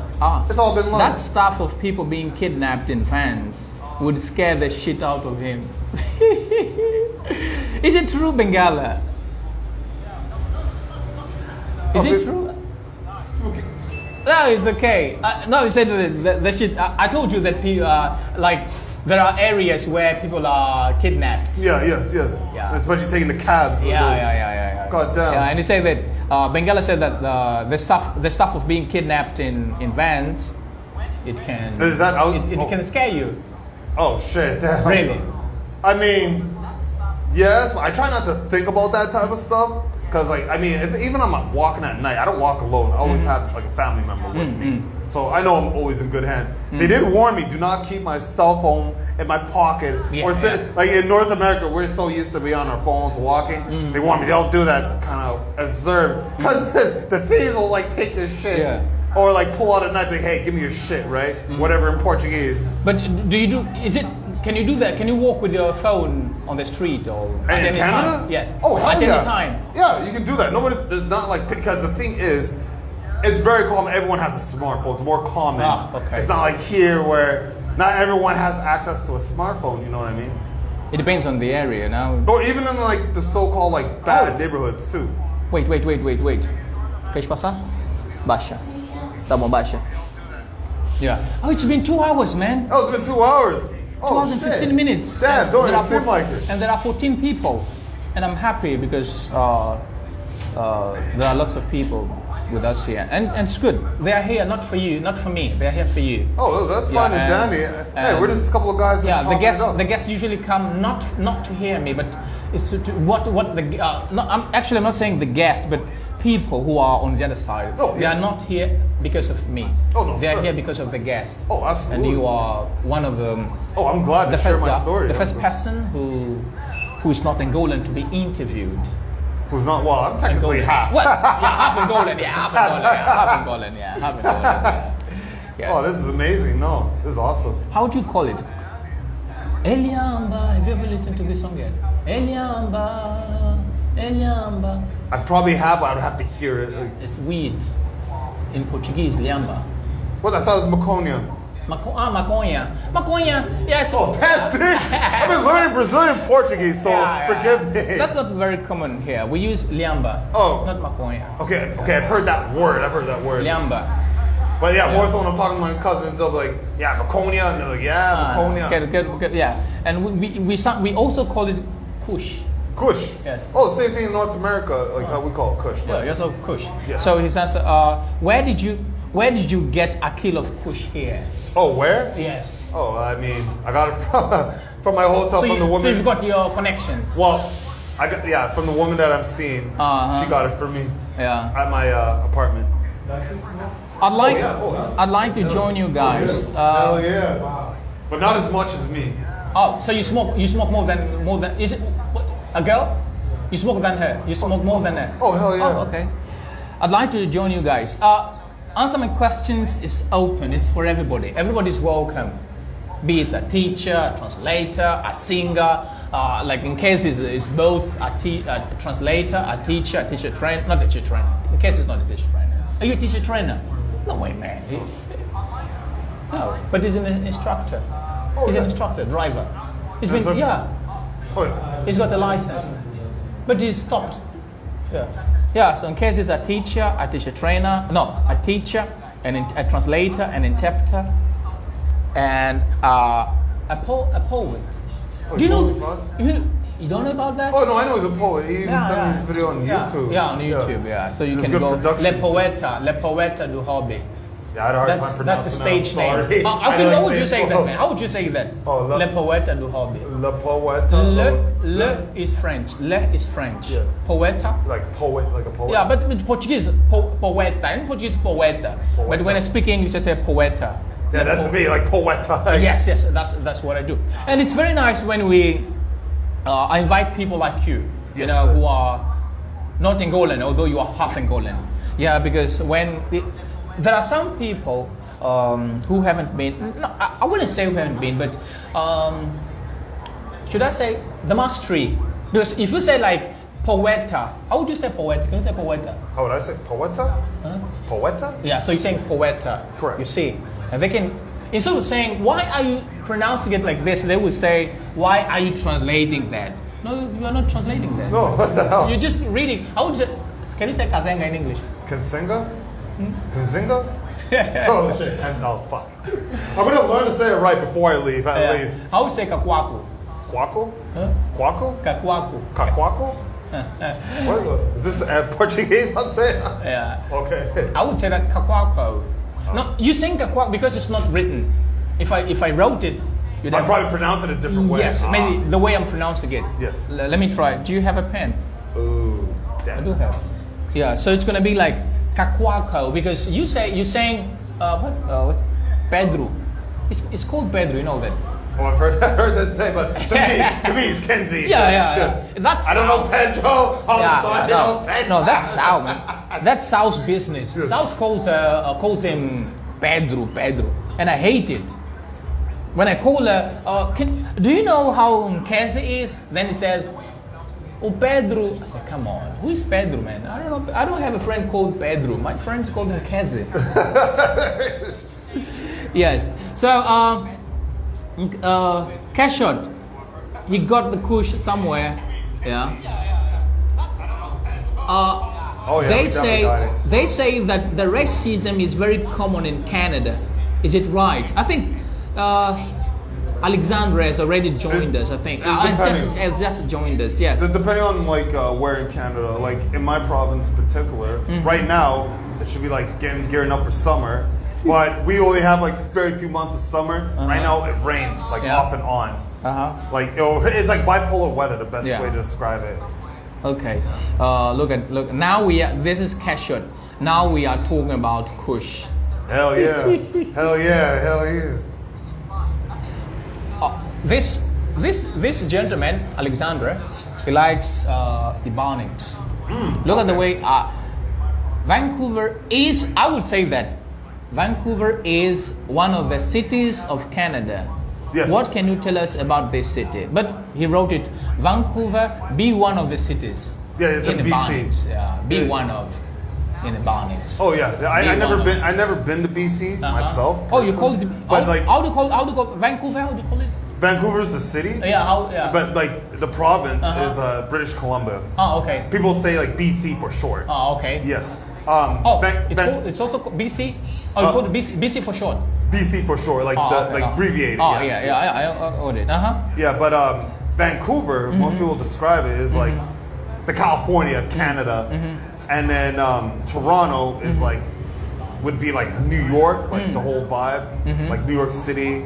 I guess that'd be the best way to describe it. And then Alberta, my province, is like Texas because the beef, the oil. That's why it'd be. All right. Okay. Can we? Oh, 2 hours and 22 minutes. Oh hell yeah, yeah. Yeah. And there are 10 people. Yeah, that's good. Yep. Can I talk about English speakers? No. We are very different. Yes. In case, keep checking if there are questions before, because we need to leave. 2 hours. Damn, nice. We've been here for 2 hours. Hey, 2 it hours. didn't even feel like 2 hours. It felt Yeah. like, where there's a couple guys just chopping it up at the bar. Yeah. It's because we are having a free conversation. Oh yeah, this is like, this is Free like, conversation. it made me feel We talk about comfortable. it, yeah. This is awesome for me. As I told you, be my guest. Oh yes, I feel like other podcasts, it was like, you know, one of those bigger ones. I have to really filter myself. No. I can't No flow way, freely like how I would. No. But no, The this only- has been amazing. Yeah, This is the only awesome. thing which we cannot talk about is about politics. Well, we can talk about politics. But We no can talk about politics. Yes. But not like using those like swearing. Yes. We can't swear. Oh no, fair. Yeah. Fair. Oh no, we We can do that swear all- like, fuck this shit, man. Yes. Fuck this nigga. Yeah, we can say fuck this singer. You can say fuck this singer, but you can't say fuck Mr. President. yeah. No, It's just example. I'm not saying fuck Mr. President. Yes. It's just an example. No, fair, Yeah. fair. You know, you can say that. Yeah. You Slow can't to say the that. president. We always have said that the president is perfect. Oh yeah, he's number one. Numero uno. And then, what's that? Oh no, I said Spanish. I was trying to say numero but I said uno like for Spanish. Yeah, one. numero uno. Yeah, numero Yeah, so and there are lots of, what's that? Man, it's crazy. There are lots of people here being hired, being promoted just because of flattering. Really? Yeah, you have to flatter if you want to be promoted. Not everywhere, but there are certain places for you to be promoted. You need to be a flatterer. Oh, that's how it is in North America, but Really? more so if you're working like a white collar job or like, let's say corporate per se. Blue collar, like my type of work, no. But like that's one thing I can never get in that industry. Like my brother, who works at the hospital, Yes. he has to deal like maybe sometimes corporate and then plus it's union. I told my brother I know how you can do it because me, I'm the type of guy. I don't take well to authority. Yeah. And especially if I know, like, if my supervisor ain't shit, he's a dumbass. Yeah. I know I'm better than him. I can't respect him and shit if he tells me to do something. I'll tell him go fuck himself. You ain't shit. That's why I always align with like blue collar type of work. Yeah. Because there's no ass kissing. If you're a good worker, you're a good worker. If you're not, then Yeah. they'll tell you straight up. Yeah. But I've never been that type of person to sit there, kiss your ass. Fuck that. Fuck that shit. If you're a piece of shit, you're a piece of shit. Yeah. Tell me something. How do you deal with the race at work, at workplace? In my industry, Yes. it's very interesting because there's not really a lot of black people who kind of get in this industry. Even like 20 years ago, you meet hardly, but now it's starting to change. Yeah. Because more so, blacks, not all, but like Africans or even Okay, Caribbeans, they whatever. started yawning. It's always a Like yawning. that. But they can't handle working out outside in the cold. Yeah. But for me, is what motivated me is I have to wear the right gear, the right winter gear, and plus I motivate myself because hey, I'm getting paid to do this outside, and the way how I think, even though I have no wife, no kids, but I think of it, I gotta think like I got a wife and kids I gotta provide for, even though I don't and stuff. That's what keeps me going. But in terms of race relations, I mean, I haven't had no issues. Maybe the most is some coworkers will make jokes to me, like thinking that I'm like a black American, like yo, like. But how do you feel when you are when they look at you as a black American? Oh, don't bother me because I talk shit right back do to you feel them. comfortable? Oh, don't bother me because of me. I have thick skin because I just make fun of them back. I'm like, okay, look at you, you fucking redneck. You're probably your daddy has like inbreded with his cousin or so. If you're toothless grandpa, I'll say shit like that, like, or like say like, okay, you want to make fun of me because I'm African? Okay, I bet you can't trace back your lineage. You're gonna tell me Canada, or Europeans won't even claim you. So, and if they do, they'll look at you as a mutt. So I pretty much roast back, but it don't bother me. No. Okay, that's good. Are there any other questions, or is there a question? Okay, we've been here for 2 hours. Almost 2 hours and a half. Yeah. It didn't feel like it, honestly. Yeah, it's 12 to 9.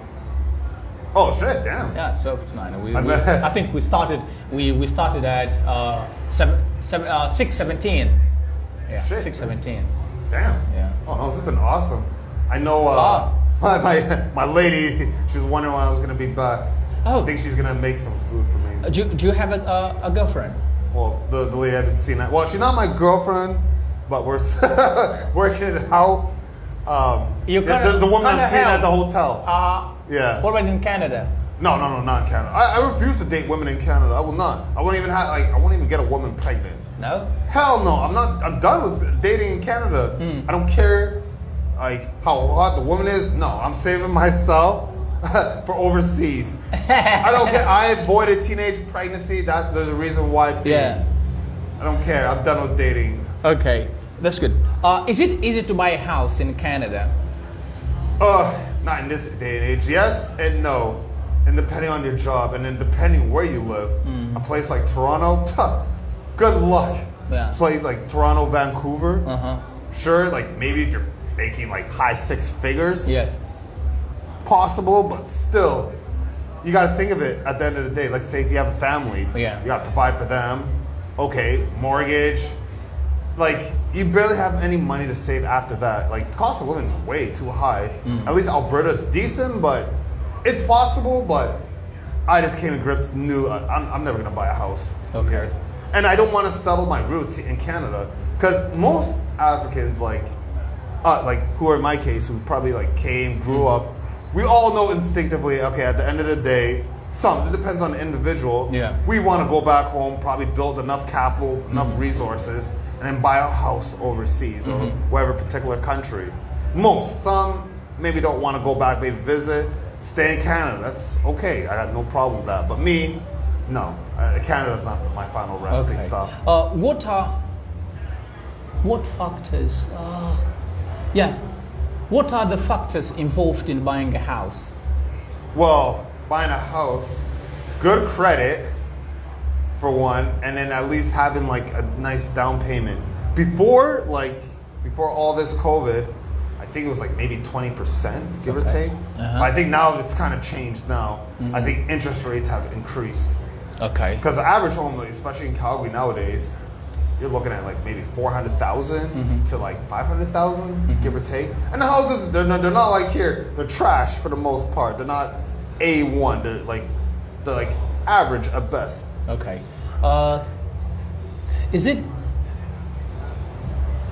How difficult? How is it difficult? Okay. How difficult is it to start a company in Canada? Well, depending on what type of company you want to do. So Okay. it really depends. Okay. Like, it's possible.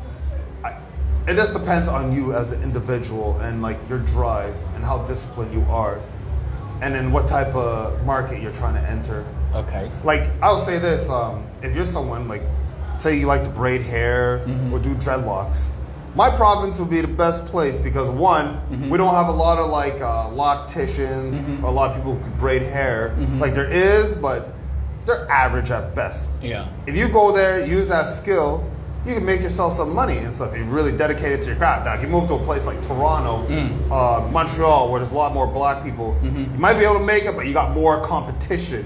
You know what I'm saying? Well, let's look at French. Yes. There are some people who speak French in Canada. Yes. Not in my province, not Western Canada, not so much. Okay. It's more so Eastern Canada, like Quebec, like the province, like Montreal. Maybe a little bit in That's Toronto. where Chris was, no? Okay. What? Quebec. Quebec City? Yeah. Chris. No, Chris wasn't in Canada. No. He speaks English, It was in Canada. but not in Canada. I think it was in Toronto. Really? Yeah, it was in Okay. Canada. He doesn't speak French. Okay. Yeah, no. Montreal would be a place you find French speakers. Nova Scotia too.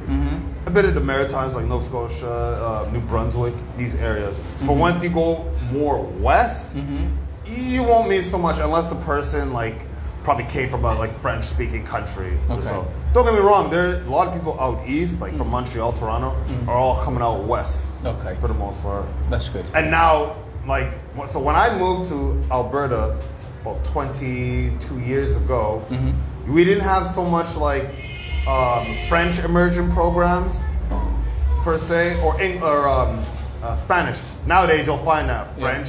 They're teaching French in schools, and then Spanish now a lot. It wasn't like that 20 years ago. Okay. What about Portuguese? Yeah. Talk about the Portuguese community. Very little, like if it's even existed. Like in my city, I probably I dated one girl. She was half Portuguese and half Irish. It was like the first white girl I ever dated. But yeah, it's very small. She even told me, and even Angolans, like in my lifetime, I probably met no more than 3 in my lifetime. And like Like Nova Scotia, I don't think I ever met any. But like Calgary, living there, maybe 3 in my lifetime. Okay. All right. Well, if there aren't any other questions, we'll say goodbye. No, I'm just trying. I'm saying that if there are no more questions, we have to say goodbye, because it's, what time is it? 4? No, 6. 6 to 9. Oh shit. In case, are there any questions? Unfortunately, there's one. What is it? I hear people saying that even if you steal in your mom's womb, you got the right to have a salary. Is it real? If you still what? What's that? Even when, okay, a baby, your mama, your mother is pregnant. Yeah. Can I try to? Even your mom's womb, your mother is pregnant. The mother is pregnant. Correct. Is it true that when even, how can I put it, man? Let me try to read it. Who said that? Let me try. Even if in your mother's womb.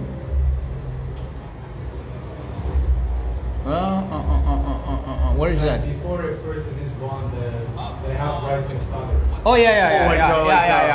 Like abortion.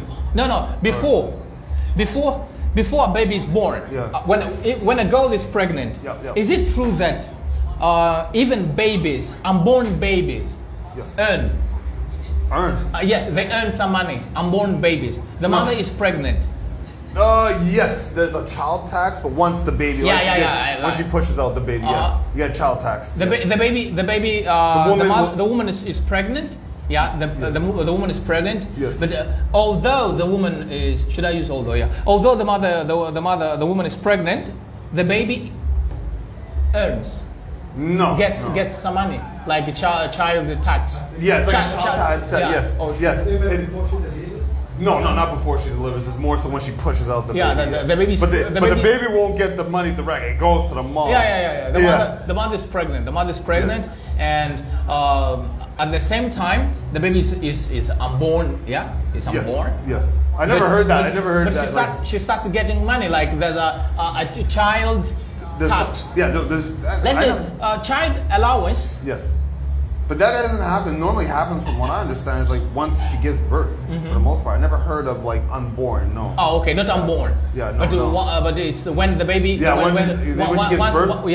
Once the mother gives birth. Yes. So she gets like a child tax, I believe, up until the baby's 18, if I'm not mistaken, and probably longer if the kid goes to school. Oh, okay. I could be. I think it varies on different provinces. Oh, okay. Yes. So not while the baby is in the mother's womb, development. yeah. No, I never heard But of it's that. when. Yeah, it's primarily when she gives birth. That's yeah. Okay. All right. And it's not a lie. Don't get it twisted. Don't think you brothers can go out here, like impregnate a fucking one of these Canadian women and thinking that, oh, I'm on. No, it's not a lie. You would say hell as in case says hell no. Yeah, because some do. I know how that game works. Some of you guys. So I don't know if it's still the same, but some, and I know we're probably going over time here, but there's some African dudes, their way of getting their citizenship, they probably knock up one of these older, fat white women just to get their citizenship. We often see on Facebook, Canada needs people. Canada needs black people. Is that true? To go and work there. We all, I think it's very common. Have you seen that? Yeah. Canada needs black people to work. Job available for really? black people. What the hell? But you're a Canadian. Yeah. Oh yeah, you know what it is too? I haven't heard so much about that. Have you heard of that? But no, I think if I think what you're saying is right, because now with the prime minister, because not too long ago, now they want to like give all these resources to black people and stuff, like give them benefits because of COVID. If you were affected mentally by COVID, black people might be entitled to some money. And me, I was trying to see if I get some of that money. Look at this. Yeah. Whether you are interested in immigrating to Canada with your family or on your own, we can help you find the Canadian immigration program that's right for you. That kind of seems like a scam. Looking at that, like I'm looking. Why do they have like a white family or so if they want a black family? I think Canada's going woke now. Become a Canadian. Yeah. Yeah. No, I haven't seen that. I think that's kind of a scam. Because I seen like years ago something similar to this. Hey. I clicked on apply now, and then it was like probably like an AI message automated, just answering everything. And I'm like, yo, I answer certain questions, and they would never give me the right answer. So I'm like, nah, this is like a scam. If it was really that easy, I think you would see more people going. Okay. But I think, I think this might be So a that's scam. not true. No. It might not be true. Or Not it isn't 100%. true. Not 100%. Oh, but okay. they are nowadays. Canada, for the most part, they want to be woke, and I think this is kind of bad at the same time. Like they're trying to include things for black people, but it's like, why are you doing this? Like, since when did you ever care? Like now, all of a sudden, no. There's a hidden agenda. It's really like our government, the current government, the Trudeau government, the Liberals doing this. Okay. And what does this do? It caused like, resentment between other Canadians, like let's say white Canadians, Indian Canadians, because they look at it as like, oh, why are you giving these blacks special treatment? Like, I work hard, blah blah blah. Like, why do they deserve that, right? Yeah. So I think it's wrong, and maybe because me, Yeah. I won't say I'm a conservative. I'm apolitical, but I kind of like believe in certain values, conservative values and liberal values. Okay. All right. You can. Are you like Angolans, where your government tells you to speak good things about your country whenever you're abroad? Me? Yes. Hell no. I like, even when. Good. No mesh. Yes, go ahead. Hell please. no. Even in Canada, like say like once we go off air. Yeah, for example, you're here. Yeah. You're in Angola. Yeah. And you have to speak good things about your country. Oh, I'll say the good and bad. I'm not gonna sugarcoat shit. Yeah. I'm not gonna be like, oh yeah, it's all peaches and creams. No, I'm gonna give you the good and bad. Okay. Some people like to like send immigrants. I notice maybe their first couple years they say they haven't spent enough time. They say, oh yeah, it's beautiful out here. Come over to Canada. You'll make it. Not everyone will make it because not everyone has that type of drive. Yeah. Like, I don't mean to go off topic, but I have an uncle who lives in Brazil. Mind you, this guy's like probably like maybe pushing early 60s. He wants to come to Canada. And I ask him directly, well, what's your game plan? Like, his English is kind of like a beginner level, but he can't answer that and stuff because he kind of feels like his life will change. And it's like, dude, what are you going to do when you come to Canada? Like, at your age, you'll probably be like that guy working at Walmart, greeting people, or working at McDonald's, unfortunately, because they don't want like a company, they don't want like an old person in the retirement age. Mind you, it's like, I believe 65, 67, one of those ages. They don't want like an old person, hire him for a couple of years and then we have to pay out their retirement. No, they want someone like younger, so like 20s, 30s or so. Someone that's gonna stay at the company long term. Okay, good. Okay, so no more questions?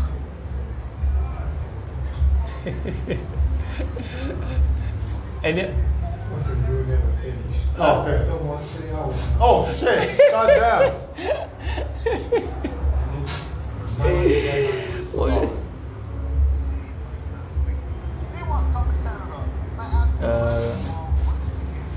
What do you know about Canadian politics? What do you know about Canadian politics? What I know about Canadian politics? Yes. It's all bullshit. They're all liars. They're all corrupt. Conservatives, liberals, two heads of the same bird.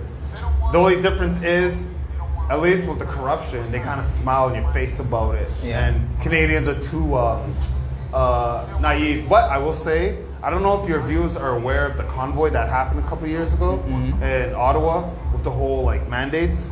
I think that kind of woke up regular Canadians like to the corruption, what's going on. Okay. But then you have some people who are still asleep, and some people that don't want to acknowledge. They know it's there, but it's like just suffering from cognitive dissonance. Okay. But Do you know a province called Newfoundland? Yeah, Newfoundland. Yeah, I do. What It's do you like know right in about- the Maritimes. What do you know about this? I don't. province. It's in the Maritimes. It's not a place that most Canadians want to go. The people there, like the locals, their English is like a broken Irish. I swear to God, it's Really? very hard. Oh hell yeah! If you How do they speak? if you ever hear like someone from Ireland speak, picture that, but more broken. And it's like a more bastardized version of that. Okay. I personally believe it's like a lot of descendants of Irish are living in that area. Okay. All right. Thank you so much. There are 13 people out there watching this. Hell It's yeah. been now there are 14. It's been really nice having you on the other side. I am Dapher, David Fernando, and this is Emmanuel Lumbu. Hey. Half Angolan and half. Ganyan. Yeah, you say Ghanaian and I say Ghanaian. Yeah, you're saying it like the North American way. You know how they say it in North America? No. They'll be like I'll say Ghana, they're like Ghana. Yeah, I say Ghana, but when it comes to the nationality, I say Ghanaian. Okay. I know Portuguese is slightly different. You guys say. No, this is English. Oh no, like if you were to say it in Portuguese, I know it's No, slightly different. in Portuguese, what? Ganesh, yes? Ganes. Ganes. Ganes, okay, Yeah, 'cause I Ganes, see yeah, this one. Ganes, yeah, Ganes. What is Ganesh? Okay, so thank you so much for being there. It's been almost 3 hours, and this is the first time that we are almost reaching 3 hours. Hell yeah. Yeah, so. Boy 90 amigos. What's that? Boy 90 amigos. Boy, Huh? I want to say boy 90. Boy 90. Say boa noite, amigo. Yeah. Oh. Okay, can I just speak the Brazilian way? Boy 90 amigos. Oh, yeah. Fun. Oh, yeah. Love that. Yeah. Yeah. Olá, gente. Olá, gente. La gente. That's I'll Brazilian. get better. I'll get better. Yeah. But I want to learn that Golan way. Yeah. Okay. Thank you so much for being right there. This was one more edition of Answer My Questions, and I hope to see you next Saturday, Friday. I think there's an edition on Friday. Yeah. So I hope to see you on Friday, Saturday, and Sunday. Thank you so much, and see you next time. Ciao.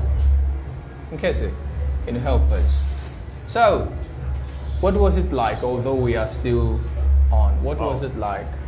Okay, well, once we go off live, then